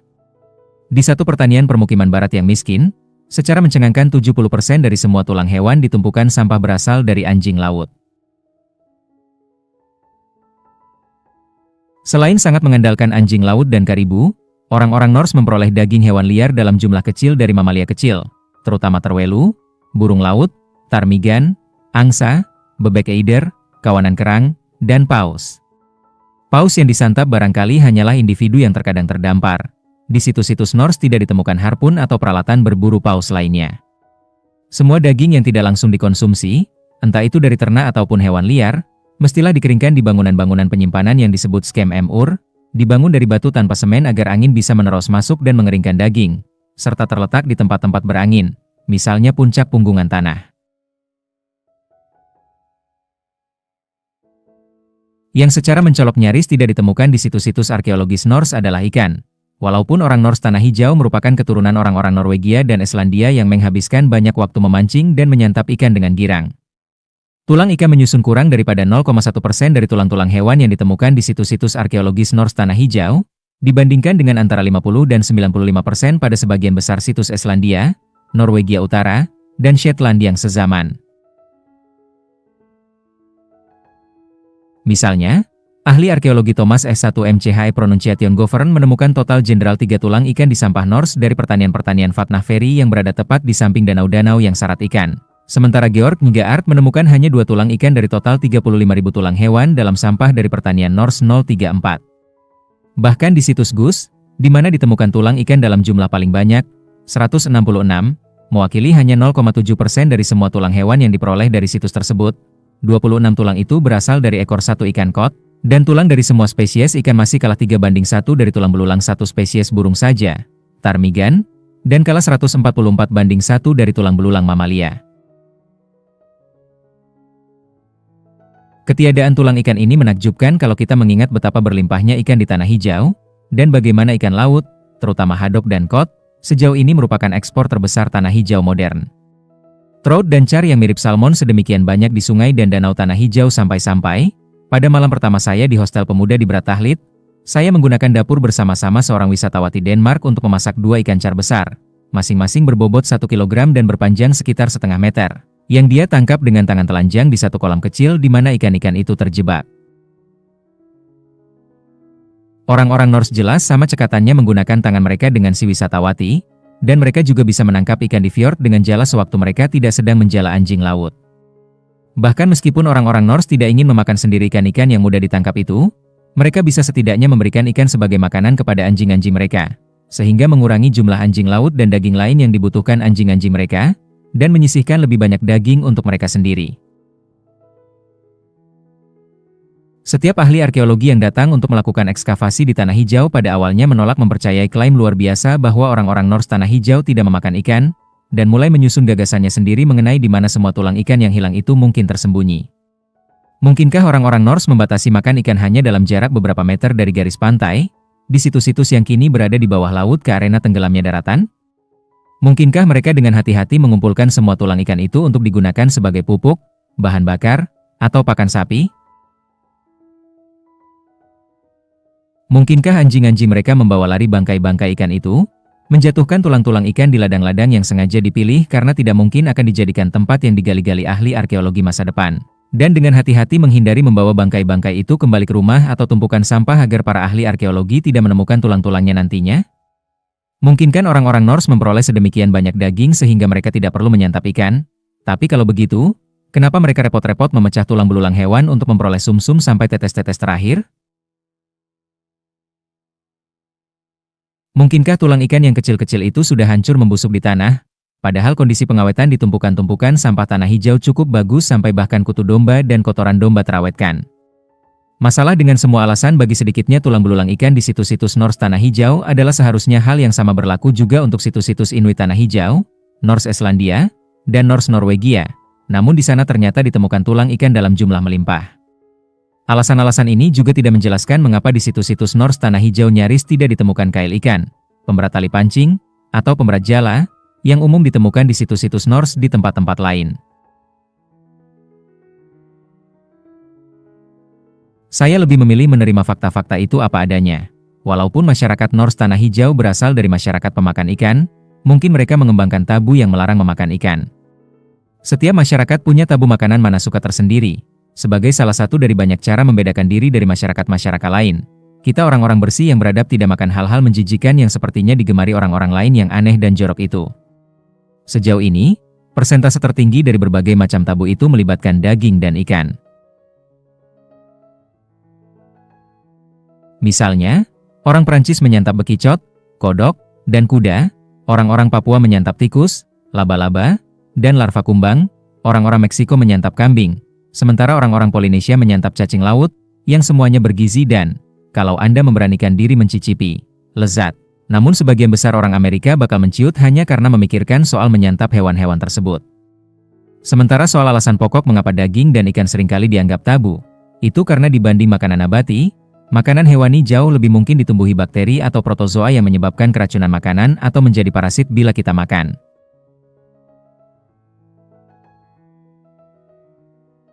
Hal itu sangat mungkin terjadi di Islandia dan Skandinavia, di mana orang-orang menerapkan banyak metode fermentasi untuk pengawetan jangka panjang ikan bau. Orang-orang non-Skandinavia menyebutnya busuk, termasuk metode-metode menggunakan bakteri penyebab botulisme yang mematikan. Penyakit paling menyiksa dalam hidup saya, lebih parah daripada malaria, timbul ketika saya terkena keracunan makanan akibat menyantap udang yang saya beli di pasar di Cambridge, Inggris, yang ternyata tidak segar.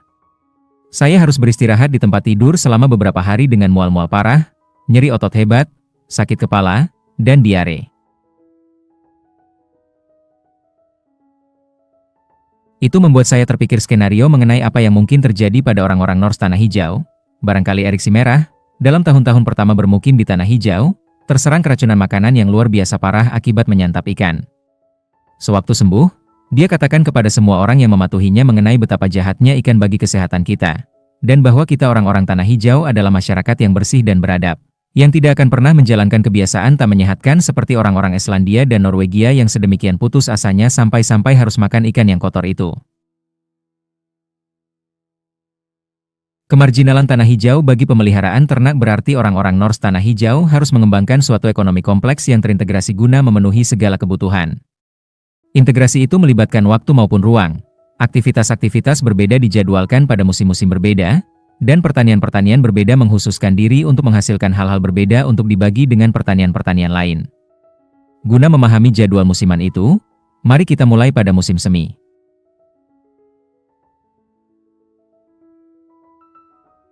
Pada akhir Mei dan awal Juni, datanglah musim perburuan anjing laut yang singkat namun sangat penting. Ketika anjing laut harpa dan bertudung pemigrasi datang beberondong-bondong ke fjord-fjord luar, dan anjing-anjing laut biasa yang pemukim naik ke pantai untuk melahirkan dan berada dalam kondisi sangat mudah untuk ditangkap. Bulan-bulan musim panas dari Juni sampai Agustus merupakan musim yang sangat sibuk.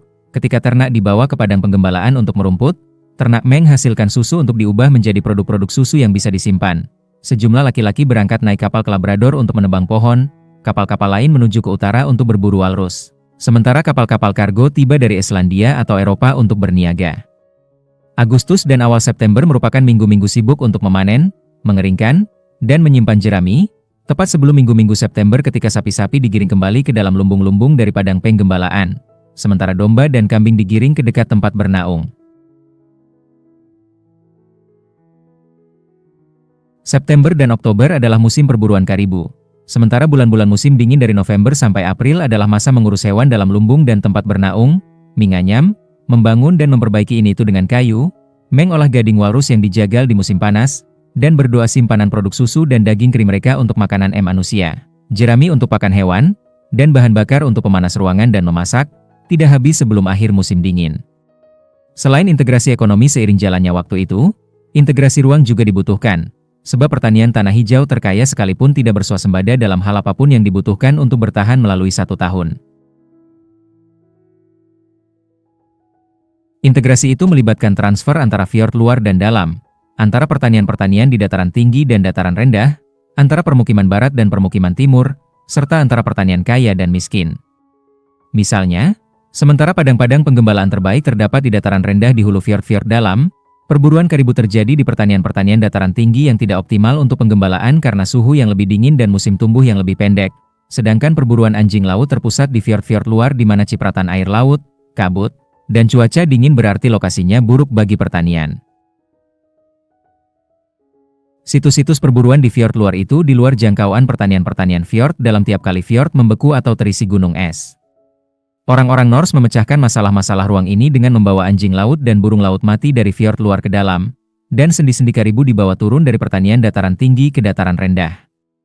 Misalnya, tulang-tulang anjing laut tetap melimpah dalam sampah pertanian-pertanian berposisi paling tinggi di darat.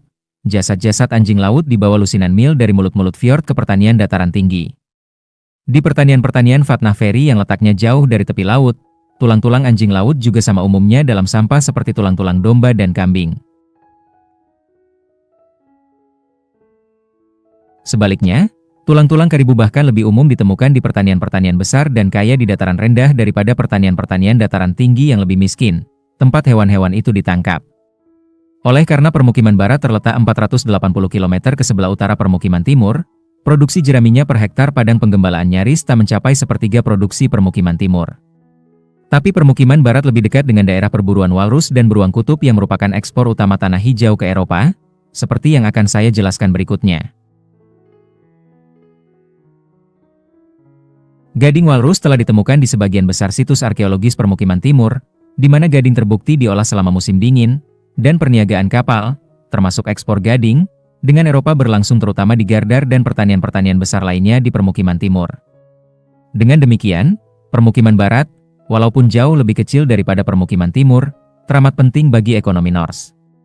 Integrasi pertanian-pertanian lebih kecil dengan yang lebih kaya dibutuhkan karena produksi jerami dan pertumbuhan rumput bergantung terutama kepada kombinasi dua faktor, suhu, dan lama siang hari.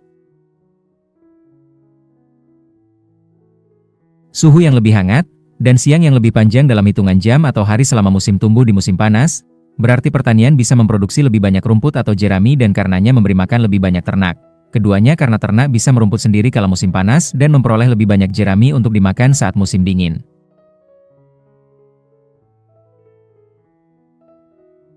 Oleh karena itu, dalam tahun yang bagus, pertanian-pertanian terbaik di lokasi rendah, di fjord-fjord dalam, atau dengan bagian-bagian terbuka yang menghadap ke selatan, menghasilkan surplus jerami dan ternak dalam jumlah besar, melebihi jumlah yang dibutuhkan untuk kehidupan orang-orang yang menghuni pertanian tersebut, sementara pertanian-pertanian kecil yang kurang bagus di lokasi yang lebih tinggi, di fjord-fjord luar, atau tanpa bagian terbuka menghadap ke selatan, menghasilkan surplus dalam jumlah lebih kecil. Pada tahun yang buruk, lebih dingin dan atau lebih berkabut, ketika produksi jerami di mana-mana turun, pertanian-pertanian terbaik mungkin masih memperoleh surplus, walaupun tidak banyak. Namun pertanian-pertanian yang kurang bagus barangkali bahkan tidak punya cukup jerami untuk pakan semua hewan mereka selama musim dingin. Oleh karena itu mereka harus membantai sebagian hewan saat musim gugur, dan kemungkinan paling buruknya adalah tak ada hewan mereka yang tersisa pada musim semi. Kemungkinan terbaik, mereka mungkin harus mengalihkan produksi susu seluruh kawanan mereka untuk membesarkan anak sapi, domba, dan kambing. Sementara para petani harus bergantung kepada daging anjing laut atau karibu, bukan produk susu, sebagai makanan bagi diri sendiri.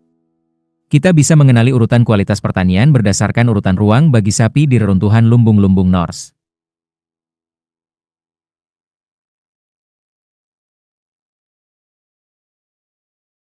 Sejauh ini, pertanian terbaik, seperti yang tercermin dari ruang yang tersedia bagi sapi dalam jumlah paling banyak adalah Gardar, yang unik karena memiliki 2 lumbung besar yang total mampu menampung sekitar 160 sapi. Lumbung-lumbung di beberapa pertanian peringkat kedua, misalnya Bratahlid dan Sandnes, masing-masing bisa menampung 30-50 ekor sapi. Namun pertanian-pertanian yang miskin hanya punya ruang bagi beberapa ekor sapi, barangkali malah hanya seekor. Akibatnya adalah pertanian-pertanian terbaik menyubsidi pertanian-pertanian miskin pada tahun-tahun yang buruk dengan meminjamkan ternak mereka ketika musim semi sehingga pertanian-pertanian miskin bisa membangun kembali kawanan ternaknya. Dengan demikian, masyarakat tanah hijau dicirikan oleh banyaknya saling ketergantungan dan berbagi. Anjing laut dan burung laut diangkut dari tepi laut, karibu dibawa menuruni bukit, gading walrus dikirim ke selatan, dan ternak diboyong dari pertanian yang lebih kaya ke yang lebih miskin. Namun di tanah hijau, seperti dimanapun di dunia tempat orang kaya dan orang miskin saling bergantung, tak semua orang kaya dan orang miskin akhirnya memiliki harta rata-rata yang sama. Berbagai orang akhirnya memperoleh persentase makanan berstatus tinggi dan berstatus rendah yang berbeda-beda dalam diet mereka, seperti yang tercermin dalam jumlah tulang berbagai spesies hewan dalam sampah. Rasio tulang sapi yang berstatus tinggi terhadap tulang domba yang berstatus lebih rendah, dan rasio tulang domba terhadap tulang kambing yang berstatus paling rendah, cenderung lebih tinggi di pertanian yang bagus daripada yang kurang bagus, dan lebih tinggi di pertanian-pertanian permukiman timur daripada permukiman barat. Tulang-tulang karibu, dan terutama tulang-tulang anjing laut, lebih sering ditemukan di situs-situs permukiman barat daripada permukiman timur, sebab permukiman barat lebih marginal untuk memelihara ternak dan juga terletak lebih dekat dengan daerah-daerah luas habitat karibu. Di antara kedua makanan hasil tangkapan liar itu, karibu ditemukan lebih banyak di pertanian-pertanian terkaya, terutama Gardar, sementara orang-orang di pertanian-pertanian miskin memakan lebih banyak anjing laut. Setelah memaksa diri mencicipi daging anjing laut karena penasaran sewaktu saya berada di tanah hijau, dan tidak bisa makan lebih daripada 2 suap, saya bisa mengerti mengapa orang-orang dengan latar belakang diet Eropa lebih memilih daging karibu daripada anjing laut bila bisa.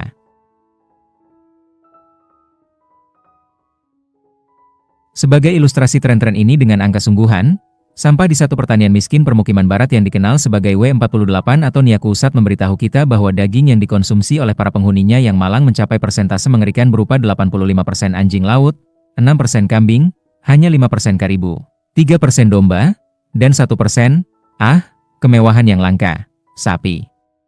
Sementara itu orang-orang berstatus sosial tinggi di Sandnes, pertanian terkaya di permukiman barat, menikmati diet berupa 32% daging karibu, 17% sapi, 6% domba, dan 6% kambing, menyisakan hanya 39% daging anjing laut. Yang paling bahagia adalah kaum elit permukiman timur di pertanian eriksi merah, Bratahlid, yang sukses meningkatkan konsumsi daging sapi melebihi karibu ataupun domba, dan menekan konsumsi daging kambing sampai ke tingkat yang sangat kecil. Dua anekdot menggetarkan mengilustrasikan lebih jauh bagaimana orang-orang berstatus tinggi mampu menyantap makanan-makanan yang lebih disukai, yang tersedia dalam jumlah jauh lebih sedikit bagi orang-orang berstatus rendah, bahkan yang hidup di pertanian yang sama.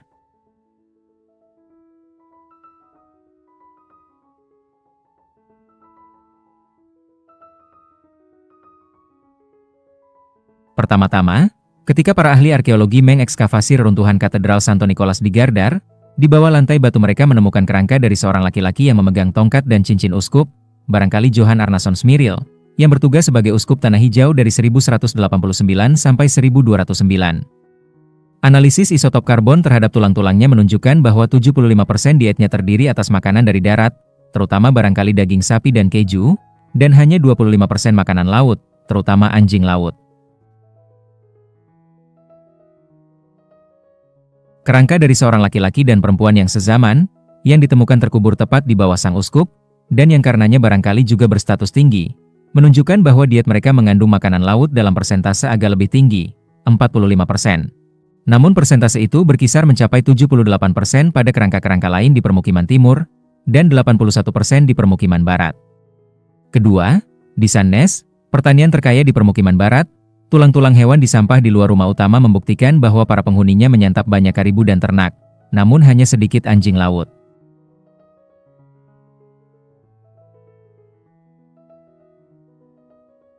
Hanya 40 meter dari sana, terdapat lumbung di mana ternak pastilah disimpan saat musim dingin, dan di mana para buruh tani pastilah hidup bersama ternak dan kotoran mereka.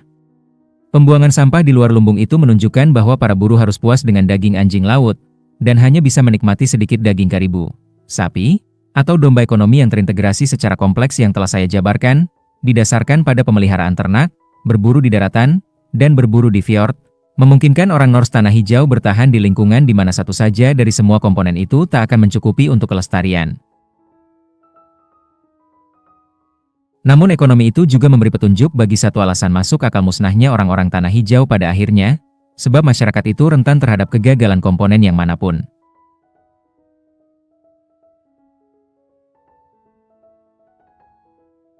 Banyak peristiwa iklim yang mungkin dapat membangkitkan hantu kelaparan.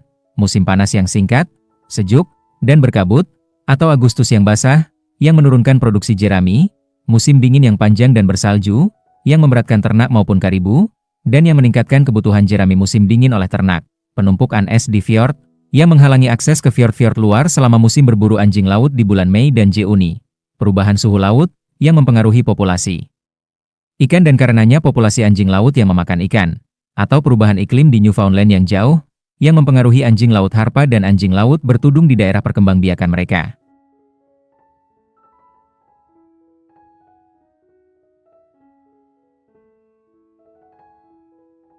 Beberapa peristiwa ini telah terdokumentasikan di Tanah Hijau modern. Misalnya, musim dingin menggigit dan salju deras pada 1966-1967 membunuh 22.000 domba, sementara populasi anjing laut harpa pemigrasi selama tahun-tahun 1959-1974 yang dingin jatuh menjadi hanya 2% dari jumlah sebelumnya. Bahkan pada tahun-tahun terbaik, permukiman barat lebih dekat dengan batas rendah produksi jerami daripada permukiman timur, dan penurunan suhu musim panas sebesar 1 derajat C saja sudah cukup untuk menyebabkan kegagalan panen jerami di permukiman barat.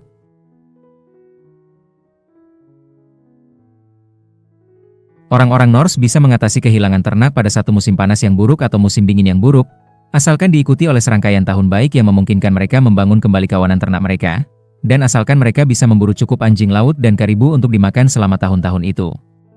Yang lebih berbahaya adalah satu dasawarsa dengan beberapa tahun yang buruk, atau musim panas dengan produksi jerami yang rendah diikuti oleh musim dingin panjang bersalju yang mengharuskan ada banyak jerami untuk memberi makan ternak dalam lumbung, dikombinasikan dengan merosotnya populasi anjing laut atau apapun yang menghalangi akses ke fjord-fjord luar di musim semi. Seperti yang akan kita lihat, justru inilah yang akhirnya betul-betul menimpa permukiman barat. Lee MACF ed, yang semuanya terasa kontradiktif, mencirikan masyarakat Norse Tanah Hijau, komunal, kejam, hierarkis, konservatif, dan Eropa-sentris. Semua ciri itu diboyong dari masyarakat-masyarakat nenek moyang mereka di Islandia dan Norwegia, namun terekspresikan pada tingkat ekstrim di Tanah Hijau. Untuk awalnya, populasi Norse Tanah Hijau yang terdiri atas sekitar 5.000 orang hidup di 250 pertanian, dengan rata-rata 20 orang per pertanian, yang terorganisasi menjadi sejumlah komunitas yang berpusat pada 14 gereja utama, dengan rata-rata sekitar 20 pertanian per gereja. Norse Tanah Hijau adalah masyarakat yang sangat komunal, di mana seseorang tidak bisa angkat kaki, berusaha hidup sendiri, dan berharap bisa bertahan. Di satu sisi, kerjasama di antara orang-orang dari pertanian atau komunitas yang sama penting sekali untuk perburuan anjing laut di musim semi, perburuan Norderseta pada musim panas, dijabarkan di bawah, panen jerami akhir musim panas, dan perburuan karibu musim gugur, serta pembangunan, di mana masing-masing aktivitas membutuhkan banyak orang yang bekerja sama, dan tak akan efisien atau bahkan mustahil untuk dikerjakan oleh satu orang saja. Bayangkan mencoba menggiring keawanan karibu atau anjing laut liar, atau mengangkat batu katedral seberat 4 ton sendirian.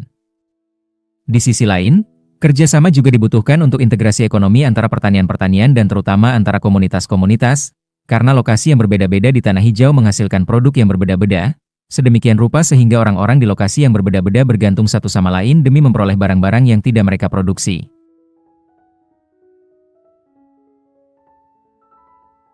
Saya sudah menyebutkan soal pengangkutan anjing laut hasil buruan di fjord-fjord luar ke fjord-fjord dalam, daging karibu yang diburu di dataran tinggi ke dataran rendah, dan ternak dari pertanian kaya ke pertanian miskin sewaktu yang miskin kehilangan ternak mereka kala musim dingin yang keras. Ke-160 sapi yang bisa ditampung di kandang-kandang dalam lumbung-lumbung Gardar jauh melebihi jumlah kebutuhan lokal di Gardar.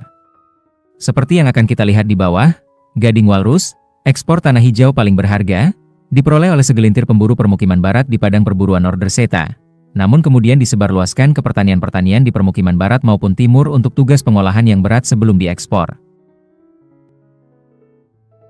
Menjadi bagian pertanian itu penting sekali bagi kelestarian dan identitas sosial.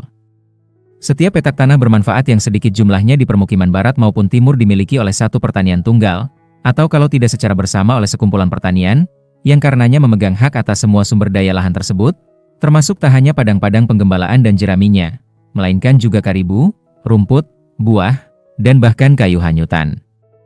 Oleh karena itu seorang penduduk tanah hijau yang hendak hidup sendirian tidak bisa begitu saja berburu dan mencari makan. Di Islandia, bila kita kehilangan pertanian atau diusir dari komunitas, kita masih bisa mencoba hidup di tempat lain, di suatu pulau, pertanian yang ditinggalkan, atau di dataran tinggi pedalaman. Kita tidak punya pilihan itu di tanah hijau, di mana tidak ada tempat lain untuk didatangi. Hasilnya adalah masyarakat yang terkontrol ketat, di mana segelintir datu dari pertanian-pertanian terkaya bisa mencegah orang lain melakukan sesuatu yang tampaknya mengancam kepentingan mereka, termasuk siapapun yang mencoba-coba inovasi yang sepertinya tak akan membantu para datu. Di puncaknya, permukiman barat dikontrol oleh Sandnes, pertaniannya yang terkaya dan satu-satunya yang memiliki akses ke fjord-fjord luar, sementara permukiman timur dikontrol oleh Gardar, pertaniannya yang terkaya dan tempat kedudukan uskup. Kita akan lihat bahwa pertimbangan ini mungkin bisa membantu kita memahami nasib yang akhirnya menimpa masyarakat Norse Tanah Hijau. Yang turut diboyong ke Tanah Hijau dari Islandia dan Norwegia bersama komunalitas ini adalah sifat kejam yang kuat.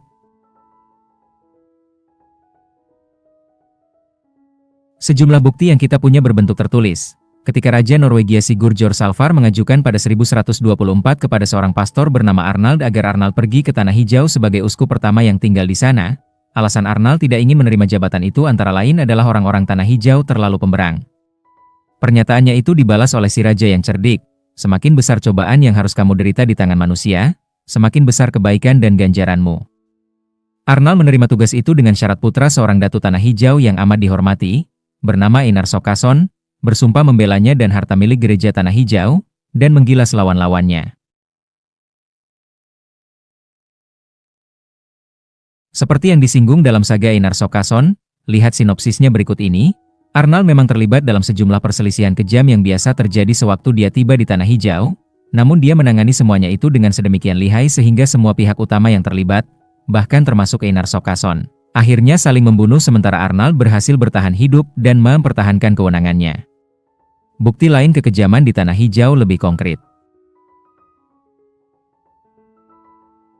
Selain banyaknya makam individual dengan kerangka-kerangka utuh yang dibaringkan dengan rapi, pemakaman di gereja Bratahlit mencakup kuburan massal yang berasal dari fase terawal koloni Tanah Hijau, dan mengandung tulang belulang yang terlepas-lepas dari 13 laki-laki dewasa dan seorang anak berusia 9 tahun. Barangkali rombongan klan yang kalah dalam suatu perselisihan. 5 di antara kerangka-kerangka itu memiliki bekas luka di tengkorak, yang disebabkan oleh senjata tajam, barangkali kapak atau pedang. Bekas luka pada 2 tengkorak menunjukkan tanda-tanda penyembuhan tulang, yang menyiratkan bahwa kedua korban itu bertahan hidup sesudah dihantam senjata tajam dan baru mati lama kemudian. Sementara luka pada 3 tengkorak lain menunjukkan sedikit penyembuhan atau tidak sama sekali, yang menyiratkan kematian seketika. Hasil itu tidak mengejutkan bila kita melihat foto tengkorak-tengkorak itu. Salah satunya kehilangan sepotong tulang sepanjang 8 cm dan selebar 5 cm. Luka-luka tengkorak itu semuanya berada di sisi kiri bagian depan tengkorak, seperti yang bisa diduga bila penyerang bertangan kanan menyerang dari depan, atau sisi kanan bagian belakang tengkorak, bila penyerang itu menyerang dari belakang. Kebanyakan luka pertempuran akibat pedang sesuai dengan pola ini, karena sebagian besar orang bertangan kanan. Di antara rusuk satu lagi kerangka laki-laki di halaman gereja yang sama terdapat bilah pisau. 2 kerangka perempuan dari pemakaman Sandnes dengan luka-luka iris yang sama pada tengkorak menjadi bukti bahwa perempuan pun bisa mati dalam perselisihan seperti laki-laki. Dari masa-masa akhir koloni Tanah Hijau, ketika kapak dan pedang telah menjadi amat langka karena kelangkaan besi, ada 4 tengkorak perempuan dewasa dan 1 anak berusia 8 tahun, masing-masing dengan 1 atau 2 lubang bertepi runcing dengan diameter antara 1 dan 3 cm, jelas diakibatkan oleh anak panah busur silang atau busur biasa. Kekerasan rumah tangga sepertinya ditunjukkan oleh kerangka seorang perempuan berusia 50 tahun di Katedral Gardar dengan tulang tenggorokan, disebut hyoid, yang retak.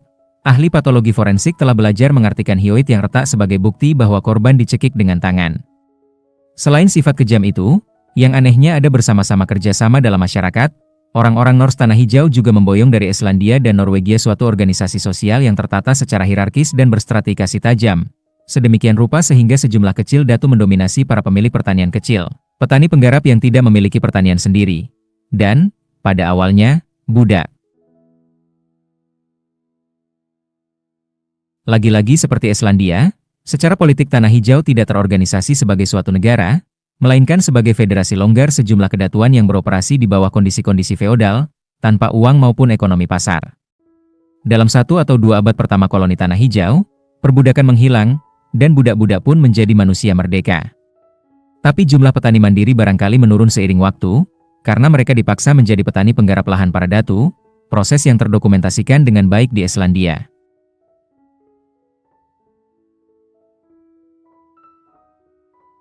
Kita tidak punya catatan serupa untuk proses itu di Tanah Hijau, namun sepertinya di sana pun begitu juga kejadiannya, karena kekuatan-kekuatan yang mendorong proses tersebut bahkan lebih besar lagi di Tanah Hijau daripada di Islandia. Kekuatan-kekuatan itu terdiri atas fluktuasi iklim yang dalam tahun-tahun yang buruk menjerumuskan para petani miskin sehingga mereka berutang kepada petani-petani kaya yang meminjami mereka jerami dan ternak, dan akhirnya bisa mengambil alih properti mereka.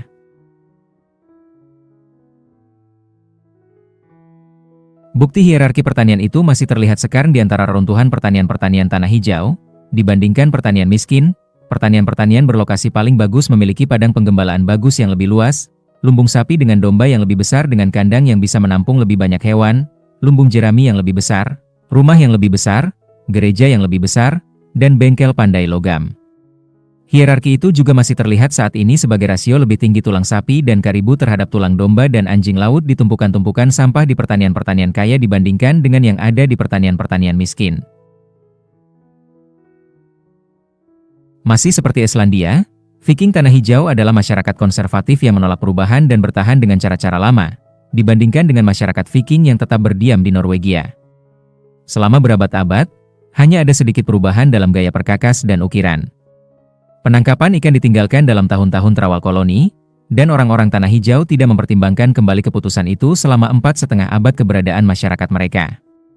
Mereka tidak belajar dari orang-orang Inuit mengenai bagaimana memburu anjing laut bercincin atau paus, walaupun itu berarti tidak menyantap makanan yang banyak tersedia secara lokal, dan akibatnya menderita kelaparan. Alasan pokok di balik pandangan konservatif orang-orang Tanah Hijau mungkin sama dengan alasan yang menurut teman-teman Islandia saya mendasari konservatisme masyarakat mereka sendiri.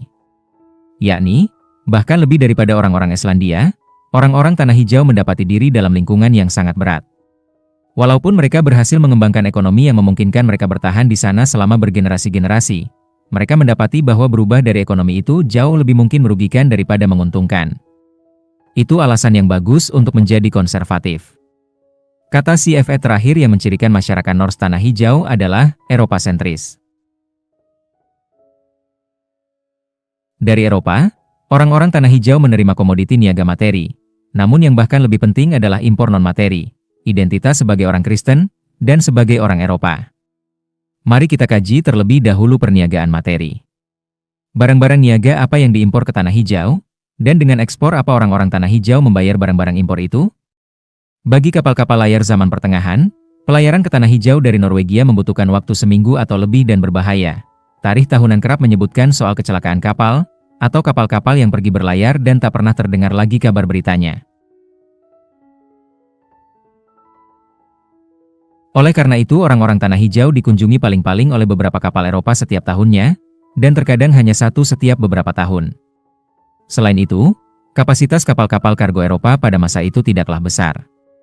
Perkiraan jumlah kunjungan kapal, kapasitas kapal, dan populasi Tanah Hijau memungkinkan kita menghitung bahwa barang impor yang diperoleh per kapita setiap tahun adalah seberat 3 kg, rata-rata. Sebagian besar orang Tanah Hijau menerima jauh kurang daripada rata-rata itu, sebab sebagian besar kargo yang tiba dikhususkan untuk barang gereja dan barang mewah untuk kaum elit. Oleh karena itu, impor hanya bisa berupa barang-barang berharga yang menempati ruang kecil. Tanah hijau harus bersuasembada pangan dan tidak bisa mengandalkan impor padi-padian dan makanan pokok lain dalam jumlah besar. Dua sumber utama informasi kami mengenai impor tanah hijau adalah daftar-daftar dalam catatan-catatan Norwegia, dan barang-barang dari Eropa yang ditemukan di situs-situs arkeologis tanah hijau. Barang-barang itu terutama mencakup 3 kebutuhan: besi yang sulit diproduksi sendiri oleh orang-orang tanah hijau, kayu yang bagus untuk bangunan dan perabotan, yang sama-sama tidak mereka miliki dalam jumlah besar, dan ter sebagai pelumas dan pengawet kayu.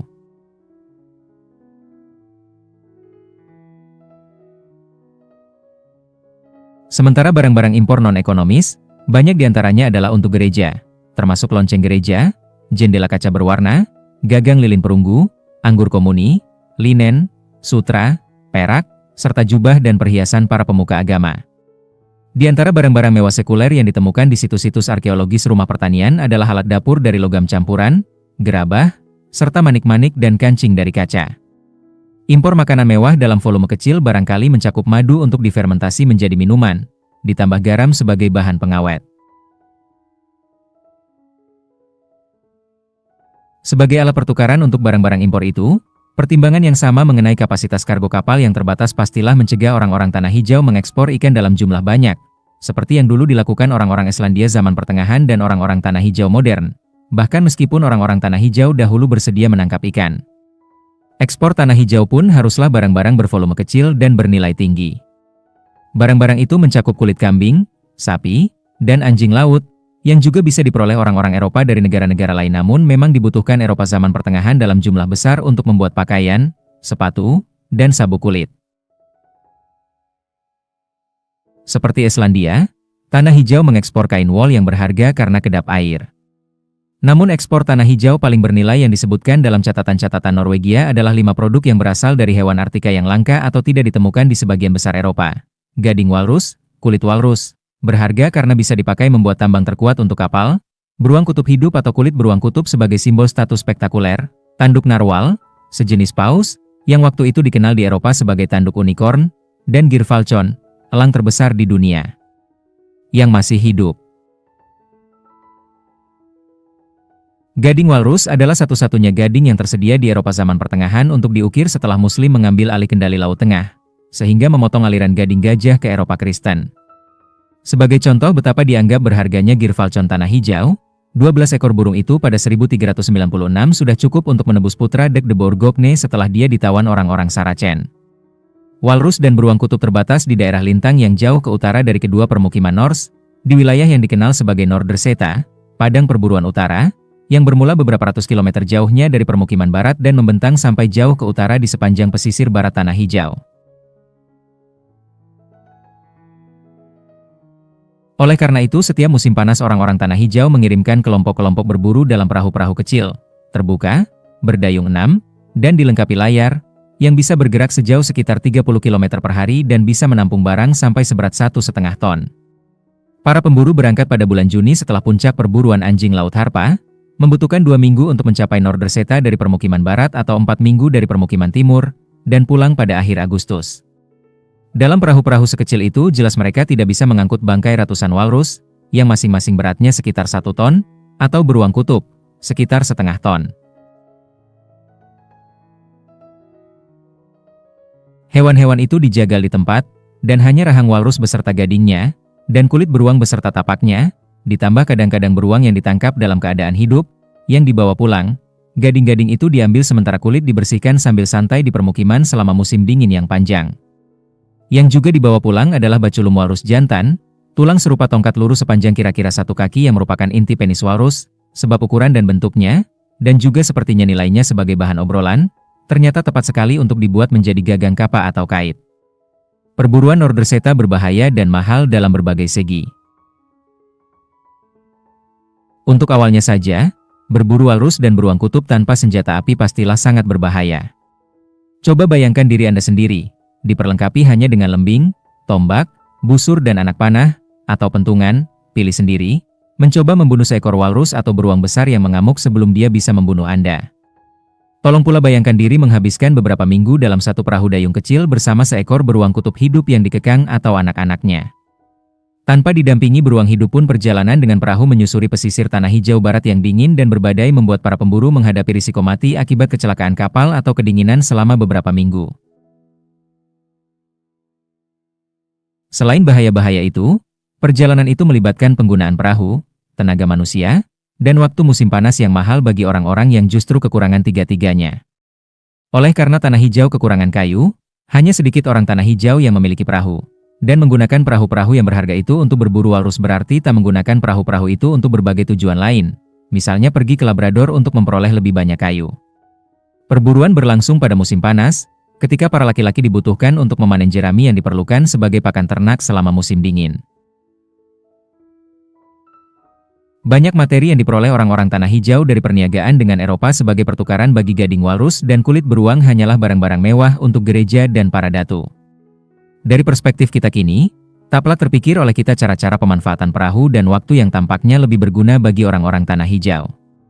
Tapi dari perspektif orang-orang tanah hijau, perburuan itu pastilah membawa gengsi tinggi bagi para pemburu, dan mempertahankan kontak yang secara psikologis vital dengan Eropa bagi seluruh masyarakat tersebut. Perniagaan tanah hijau dengan Eropa terutama dilakukan melalui pelabuhan-pelabuhan Bergen dan Trondheim di Norwegia. Meskipun pada awalnya sejumlah kargo diangkut dalam kapal-kapal laut milik orang-orang Islandia dan tanah hijau sendiri, kapal-kapal itu tidak bisa tergantikan sewaktu menua karena pulau-pulau itu kekurangan kayu, sehingga perniagaan pun dilaksanakan hanya dengan kapal-kapal Norwegia. Pada pertengahan 1200-an, seringkali ada periode beberapa tahun kala tak satu pun kapal mengunjungi tanah hijau. Pada 1257, Raja Norwegia Hakon Hakonsson, sebagai bagian upayanya menegakkan kewenangan atas semua masyarakat North Atlantic, mengirimkan 3 komisioner ke Tanah Hijau untuk membujuk orang-orang Tanah Hijau yang sampai saat itu merdeka untuk mengakui kedaulatannya dan membayar upeti.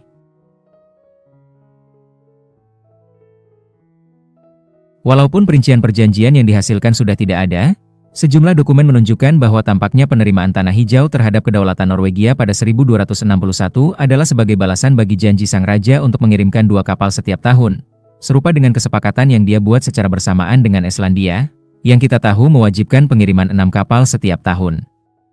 Setelahnya, perniagaan Tanah Hijau menjadi monopoli kerajaan Norwegia. Namun hubungan Tanah Hijau dengan Norwegia tetap longgar, dan kekuasaan Norwegia sulit ditegakkan karena jauhnya Tanah Hijau. Yang kita tahu dengan pasti hanyalah ada seorang wakil kerajaan yang berdiam di Tanah Hijau pada berbagai masa selama 1300-an.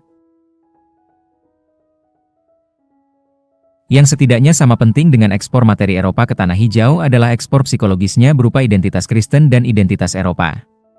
Kedua identitas itu mungkin menjelaskan mengapa orang-orang Tanah Hijau bertindak dalam cara-cara yang, kini bisa kita katakan karena kita bisa menengok ke belakang, tidaklah adaptif dan akhirnya merenggut nyawa mereka. Namun selama berabad-abad memungkinkan mereka mempertahankan suatu masyarakat yang fungsional di dalam kondisi-kondisi tersulit yang dihadapi oleh orang-orang Eropa zaman pertengahan. Tanah Hijau masuk Kristen pada sekitar 1000 M. Bersamaan dengan masuk Kristennya orang-orang Islandia dan koloni-koloni Viking Atlantik lain, dan dengan Norwegia sendiri. Selama seabad lebih, gereja-gereja Tanah Hijau tetap merupakan bangunan-bangunan kecil yang dibangun dari rumput campur tanah di lahan milik petani, terutama di pertanian-pertanian terbesar. Yang paling mungkin, seperti di Islandia, gereja-gereja itu adalah gereja pribadi, dibangun dan dimiliki oleh si petani pemilik tanah, yang menerima sebagian sedekah yang dibayarkan ke gereja oleh jemaat lokal namun Tanah Hijau tetap tak memiliki uskup setempat, yang keberadaannya dibutuhkan untuk menyelenggarakan pentahbisan dan agar gereja dianggap suci.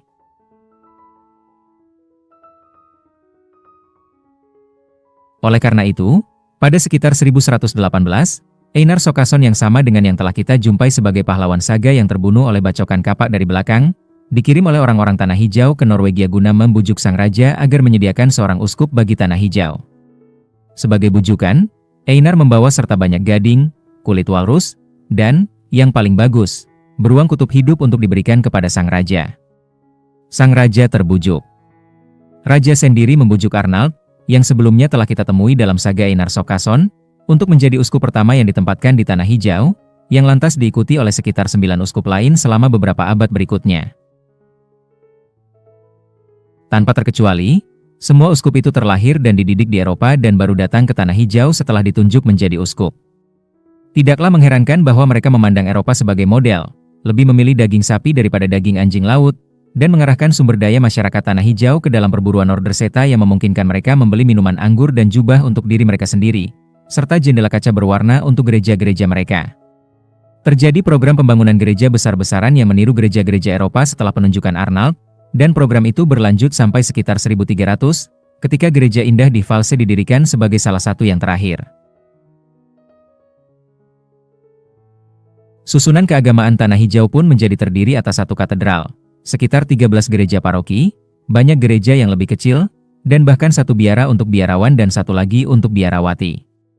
Meskipun kebanyakan gereja dibangun dengan dinding bagian bawah dari batu dan dinding bagian atas dari rumput campur tanah, gereja Valse dan setidaknya 3 gereja lain memiliki dinding yang sepenuhnya terbuat dari batu. Semua gereja besar ini terlampau besar bagi masyarakat mungil yang mendirikan dan menyokong mereka.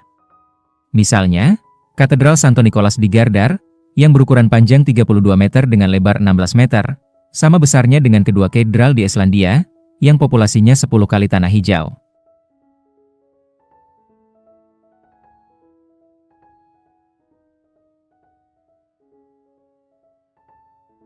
Saya memperkirakan bahwa balok-balok batu terbesar pada dinding bagian bawahnya, yang secara saksama dipahat agar saling cocok dan diangkut dari pertambangan batu pasir yang setidaknya 1,5 kilometer dari lokasi gereja, berbobot sekitar 3 ton. Yang lebih besar lagi adalah batu lantai pipi berbobot sekitar 10 ton di depan rumah sang uskup. Bangunan-bangunan yang bersebelahan dengan gereja itu mencakup menara lonceng setinggi 24 meter, dan aula upacara dengan luas lantai 130 meter persegi, aula terbesar di Tanah Hijau dan berukuran nyaris 3/4 aula Uskup Agung Trondheim di Norwegia. Dalam skala yang sama megahnya adalah 2 lumbung sapi katedral, salah satu diantaranya sepanjang 63 meter, lumbung terbesar di Tanah Hijau, dan dipasangi ambang pintu dari batu berbobot sekitar 4 ton. Sebagai sambutan menakjubkan bagi para pengunjung, halaman katedral dihiasi sekitar 25 tengkorak walrus utuh dan 5 tengkorak narwal, yang mungkin hanya itulah yang tersisa di situs Norse Tanah Hijau manapun. Selain itu, para ahli arkeologi hanya menemukan serpihan-serpihan gading, sebab gading sedemikian berharga dan nyaris semuanya diekspor ke Eropa. Katedral Gardar dan gereja-gereja Tanah Hijau lain pastilah secara mengkhawatirkan mengonsumsi kayu langka luar biasa banyak untuk menopang dinding dan atap.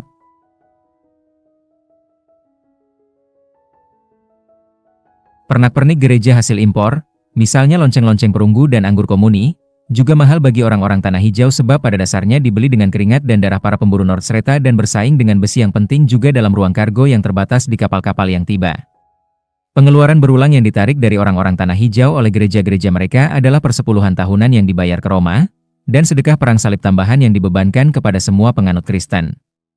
Sedekah ini dibayar dengan ekspor Tanah Hijau yang dikapalkan ke Bergen dan ditukar dengan perak di sana. Satu kwitansi yang masih ada dari salah satu pengiriman barang semacam itu, sedekah perang salib untuk 6 tahun dari 1274 sampai 1280, menunjukkan bahwa isinya adalah 667 kg gading dari 191 walrus, yang Uskup Agung Norwegia berhasil jual dengan harga 12 kg perak murni. Kemampuan gereja menarik sedekah semacam itu dan menyelesaikan program-program pembangunannya adalah bukti pengaruhnya atas Tanah Hijau. Tanah yang dipegang gereja akhirnya mencakup sebagian besar tanah terbaik di Tanah Hijau, termasuk sekitar sepertiga tanah permukiman timur. Sedekah gereja Tanah Hijau, dan barangkali ekspor-ekspor lainnya ke Eropa, harus melalui Gardar, di mana kita masih bisa melihat reruntuhan gudang penyimpanan besar yang tegak tepat di samping sudut tenggara katedral. Dengan demikian Gardar pun memiliki bangunan penyimpanan terbesar di Tanah Hijau, juga kawanan sapi yang terbesar dan tanah yang paling kaya, sehingga siapapun yang mengontrol Gardar niscaya mengontrol Tanah Hijau. Yang masih belum jelas adalah apakah Gardar dan pertanian-pertanian gereja lain di Tanah Hijau dimiliki sendiri oleh gereja atau oleh para petani pemilik tanah tempat gereja berdiri. Namun terlepas dari apakah kewenangan dan kepemilikan dipegang oleh uskup ataukah para datu, kesimpulan utama tidak berubah. Tanah Hijau adalah masyarakat hierarkis, dengan perbedaan-perbedaan besar kemakmuran yang dijustifikasi oleh gereja, dan dengan investasi tidak seimbang untuk gereja. Lagi-lagi, kita orang-orang modern harus bertanya-tanya, tidakkah kondisi orang-orang Tanah Hijau akan lebih baik seandainya mereka mengimpor lebih sedikit lonceng perunggu, dan lebih banyak besi untuk membuat perkakas, senjata untuk mempertahankan diri dari orang-orang Inuit, atau barang-barang untuk ditukar dengan daging dari orang-orang Inuit dalam kondisi sulit? Namun kita mengajukan pertanyaan itu karena kita bisa menengok ke belakang. tanpa peduli warisan budaya yang membuat orang-orang Tanah Hijau mengambil keputusan-keputusan mereka.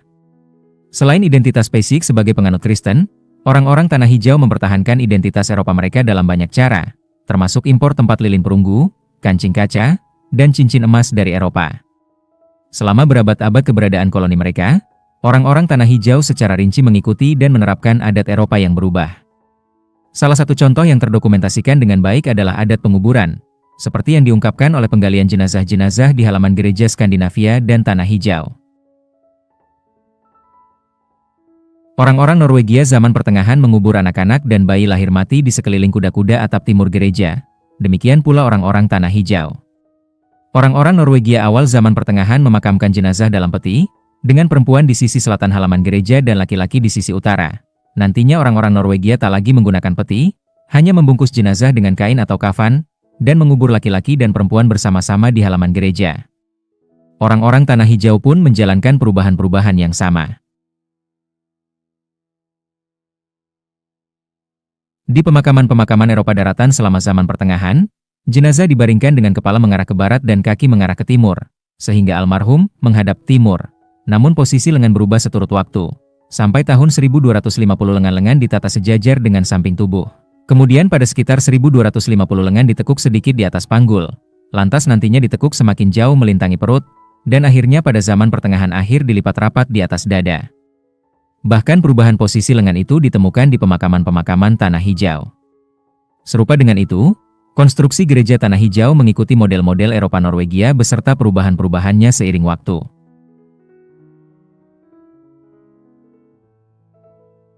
Wisatawan manapun yang terbiasa dengan gereja-gereja Eropa, dengan bagian tengah yang memanjang, pintu masuk utama yang menghadap ke barat, tempat pendeta dan koor duduk, serta bagian melintang di utara dan selatan, akan segera mengenali kesemua ciri itu pada runtuhan katedral batu Gardar kini.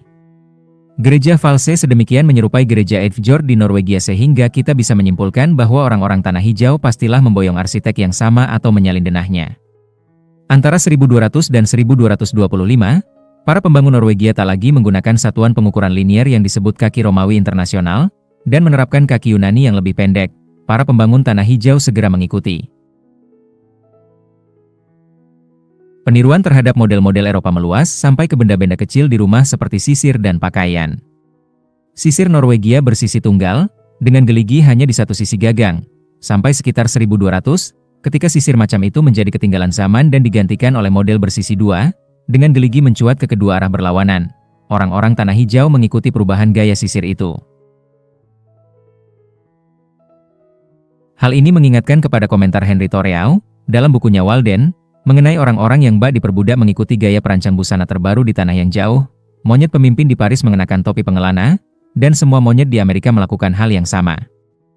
Bagusnya kondisi pakaian terawetkan yang membungkus tubuh jenazah-jenazah yang dikuburkan di Jalat Abadi di halaman gereja Herjolfsnes dari dasawarsa-dasawarsa terakhir keberadaan koloni Tanah Hijau menunjukkan kepada kita bahwa busana Tanah Hijau mengikuti tren busana Eropa. Walaupun busana mereka itu jauh lebih tidak cocok dengan iklim dingin Tanah Hijau dibandingkan parka jahit terusan dengan lengan dan tudung yang tersambung.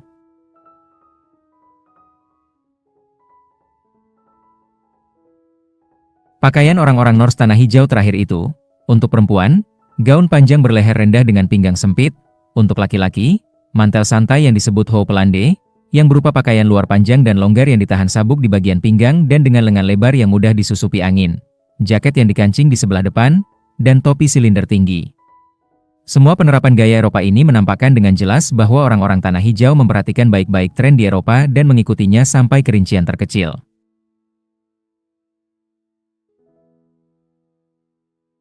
Penerapan itu membawa pesan bawah sadar, kami orang Eropa, kami orang Kristen, semoga Tuhan mengampuni siapapun yang sampai salah mengira kami orang Inuit. Seperti juga Australia, sewaktu saya mulai mengunjunginya pada 1960-an, lebih Britania daripada Britania sendiri, Tanah Hijau yang merupakan pos terluar paling terpencil Eropa tetap terikat secara emosional dengan Eropa. Sebetulnya tidak apa-apa juga, seandainya ikatan emosi itu hanya terwujud dalam sisir bersisi dua dan posisi melipat lengan jenazah. Namun kengototan sebagai orang Eropa menjadi lebih gawat ketika menyebabkan mereka dengan keras kepala tetap memelihara sapi dalam iklim Tanah Hijau, mengalihkan tenaga kerja dari panen jerami musim panas ke perburuan Norderseta, menolak menerapkan ciri-ciri berguna teknologi Inuit, dan mati kelaparan sebagai akibatnya. Bagi kita yang hidup dalam masyarakat modern sekuler, situasi berat yang dialami orang-orang tanah hijau sulit kita pahami. Tapi, bagi mereka yang mementingkan kelangsungan sosial seperti mereka mementingkan kelangsungan biologis, mereka tak bisa mengurangi investasi gereja, meniru atau menikahi orang Inuit, dan karenanya menghadapi hukuman abadi neraka hanya karena ingin tetap hidup melalui musim dingin di bumi.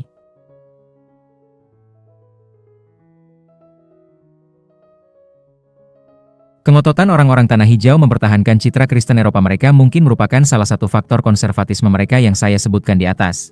Lebih Eropa daripada orang-orang Eropa sendiri, dan karenanya secara budaya terhambat dalam melakukan perubahan gaya hidup drastis yang padahal mungkin bisa membantu mereka bertahan.